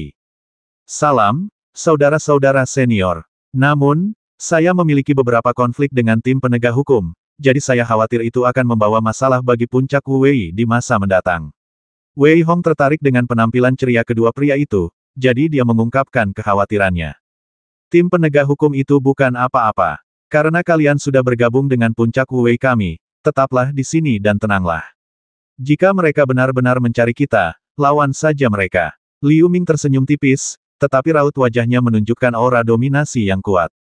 Wu Rui, ceritakan padanya tentang puncak Wu Wei kita. Nanti, kamu bisa membawanya ke monumen kuno untuk melihat-lihat dan membicarakan tentang warisan kita. Li Wei dan aku ada urusan, jadi aku akan keluar dulu. Setelah Liu Ming selesai berbicara dengan Wu Xian, dia menepuk bahu Wei Hong dengan lembut, dan mereka berdua pergi dengan santai. Ada 9 orang di puncak Wu Wei. Kalian semua sudah bertemu dengan kakak tertua dan kakak kedua. Kakak ketiga dan keempat serta guru tidak ada di sini. Kakak kelima sedang bertapa, dan aku adalah murid generasi ke-6. Sedangkan Zhao Qing, aku hanya satu generasi lebih tua dari kalian. Setelah menjelaskan situasinya kepada Wei Hong, Wu Rui juga memberitahu Wei Hong tentang orang-orang di seluruh puncak Wu Wei. Ketika dia mendengar bahwa hanya ada 8 orang secara total, Wei Hong menghela nafas diam-diam. Tidak heran dikatakan bahwa seluruh puncak Wu Wei telah menurun. Itu lebih dari sekadar menurun. Jika Wei Hong tidak datang ke sini hari ini, akan ada masalah bahkan di antara para murid. Ayo, aku akan mengajakmu melihat monumen kuno Wu Wei. Setelah Wu Rui memperkenalkan dirinya sebentar pada Wei Hong, dia berkata pada Wei Hong. Prasasti kuno Wu Wei merupakan warisan dari seluruh puncak Wu Wei. Saat ini, setelah Kaisar Agung Wu Wei memahami kitab suci Wu Wei kuno, ia mengukir beberapa helai pemikiran ilahinya pada prasasti kuno Wu Wei. Semua orang yang ingin memperoleh warisan, atau ingin kitab suci Wu Wei kuno muncul kembali di dunia, perlu memahami tanda-tanda yang ditinggalkan oleh Kaisar Agung Wu Wei di depan prasasti tersebut. Kitab suci Wu Wei kuno hampir setara dengan seni bela diri tingkat atas. Pada masa itu, banyak murid berlomba-lomba untuk memahaminya, tetapi selama ratusan dan ribuan tahun, tidak seorang pun dapat membuat kitab suci Wu Wei kuno terungkap. Wu Rui membawa Wei Hong ke sebuah monumen kuno yang sangat besar. Sebuah monumen yang panjangnya beberapa meter berdiri di tengahnya, dan terdapat banyak sekali platform batu di sekeliling alun-alun, mengelilingi monumen kuno tersebut. Sayangnya, saat itu, kalian semua, saudara senior, duduk bersila di depan panggung batu untuk memahami prasasti kuno itu. Saya khawatir peristiwa besar semacam itu akan hilang selamanya. Mata Wu Rui menunjukkan ekspresi kenangan, dan memahami kehancuran prasasti kuno itu, Wei Hong tampaknya dapat melihat kemakmuran puncak Wu Wei pada masa itu, dengan banyak murid yang duduk bersila di panggung batu, memahami prasasti itu satu demi satu. Jika kamu ingin memahami Sutra Wu Wei, kamu hanya perlu menyuntikkan sedikit kekuatan jiwa ke dalam prasasti kuno. Jika kamu dapat memahami ukiran Kaisar Wu Wei, kamu akan dikenali oleh prasasti kuno dan dengan demikian dapat memperoleh Sutra Wu Wei. Namun, bertahun-tahun telah berlalu, dan masih belum ada yang bisa melakukannya. Wu Rui berkata kepada Wei Hong dengan sikap tidak tertarik, tetapi dia mendapati bahwa tidak ada tanggapan terhadap apa yang dia katakan. Dia sedikit tertegun, dan kemudian, ketika dia melihat Wei Hong memejamkan matanya dan bahkan menunjukkan ekspresi berpikir, dia hampir berteriak. Tahukah Anda, menyuntikkan seberkas kekuatan jiwa ke dalam monumen kuno, mendapatkan pengakuannya, dan memahami kitab suci kuno tentang ketidakaktifan itu mudah dikatakan, tetapi dapat dikatakan cukup sulit. Belum lagi hal-hal lain, namun, menyuntikkan kekuatan jiwa ke dalam monumen kuno, ribuan tahun yang lalu, banyak orang tidak dapat melakukannya, bukan karena kekuatan jiwa yang lemah, tetapi karena monumen kuno itu tampaknya sepenuhnya tertutup dan tidak dapat dideteksi sama sekali. Namun, jelas bahwa Wei Hong di depannya telah menyuntikkan kekuatan jiwa ke dalamnya, yang membuat Wu Rui hampir berteriak. Sejak Kaisar Wu Wei mengukir prasasti kuno, banyak jenius kemudian merusaknya, dan prasasti kuno itu tampaknya disegel. Kecuali tuan mereka yang menyadarinya saat itu, kakak perempuan ketiga dan keempat juga menyadarinya sedikit. Mereka bertiga keluar kali ini untuk menemukan cara memperbaiki prasasti kuno itu hingga orang lain juga bisa merasakannya. Kalau tidak, dalam 100 tahun, puncak Wu Wei benar-benar tidak akan berguna. Namun, sekarang, begitu adik junior ini tiba, ia seperti mendapat pencerahan mendadak. Bagaimana mungkin Wu Rui tidak bersemangat setenang apapun Wu Rui, ia tak kuasa menahan senyum di wajahnya saat ini. Ia sangat bersemangat. Jika adik junior ini benar-benar bisa membawa kitab suci kuno Wu Wei ke dunia, maka puncak Wu Wei bisa bangkit kembali. Desir, yang dilihatnya hanyalah Wu Rui yang menggerakkan tangannya dengan lembut, menciptakan lapisan penghalang yang mengelilingi Wei Hong. Sebuah penghalang melingkar turun tidak jauh untuk melindungi Wei Hong. Meskipun dia tahu tidak akan ada yang datang, Wu Rui harus ekstra hati-hati. Jika seseorang benar-benar mengganggu Wei Hong saat ini dan menyebabkan Wei Hong gagal, bukan hanya gurunya dan saudara-saudaranya tidak akan memukulinya sampai mati, tetapi Wu Rui sendiri juga akan dipukuli sampai mati. Wu Rui tidak tahu bahwa Wei Hong sendiri juga sedang kebingungan. Ia baru saja memisahkan sebagian jiwanya dan ingin masuk. Namun, tak lama kemudian, ia merasakan kilatan di depan matanya dan sesosok-sosok dengan aura yang sangat kuat, namun kecepatannya sangat lambat, seolah menari lembut di hadapannya. Di sekelilingnya, kitab suci terdengar, seolah menyucikan jiwa Wei Hong. Seber berada di Mutiara Hades, tampak sangat ketakutan, tetapi pada saat yang sama, dia sangat gembira. Aku tidak menyangka itu adalah Kaisar Wu Wei. Wah, kamu sangat beruntung. Karena kamu telah dikenali oleh Hades, monumen kuno ini tidak berani menghentikanmu. Aku khawatir itu tidak akan berhasil jika itu adalah orang lain. Berbagai kebetulan datang bersamaan, memberi Wei Hong kesempatan untuk memasuki kitab suci kuno dengan kekuatan jiwanya, tetapi Wei Hong saat ini tidak tahu banyak, atau dia tidak lagi mempedulikannya, karena dia tiba-tiba menemukan bahwa sosok di depannya terbelah menjadi dua, dan kemudian dua menjadi empat, dan kemudian sosok yang tak terhitung jumlahnya menari pada saat yang sama, dan gerakan tarian setiap sosok berbeda, yang membuat wajah Wei Hong terlihat sedikit pucat. Wu Rui, yang berdiri di samping, memiliki ekspresi ngeri di matanya, karena dia menemukan bahwa seluruh prasasti kuno, dengan pola ukirannya yang tidak berubah selama ribuan tahun, sebenarnya memancarkan cahaya tak berujung, seolah-olah menjadi hidup, yang membuat Wu Rui semakin bersemangat. Dewa pasti memberkati adikku untuk memahami Sutra Wu Wei kuno. Apakah puncak Wu Wei ku akan naik atau tidak bergantung pada momen ini? Suara Wu Rui bergetar tak terkendali saat ia bergumam. 700.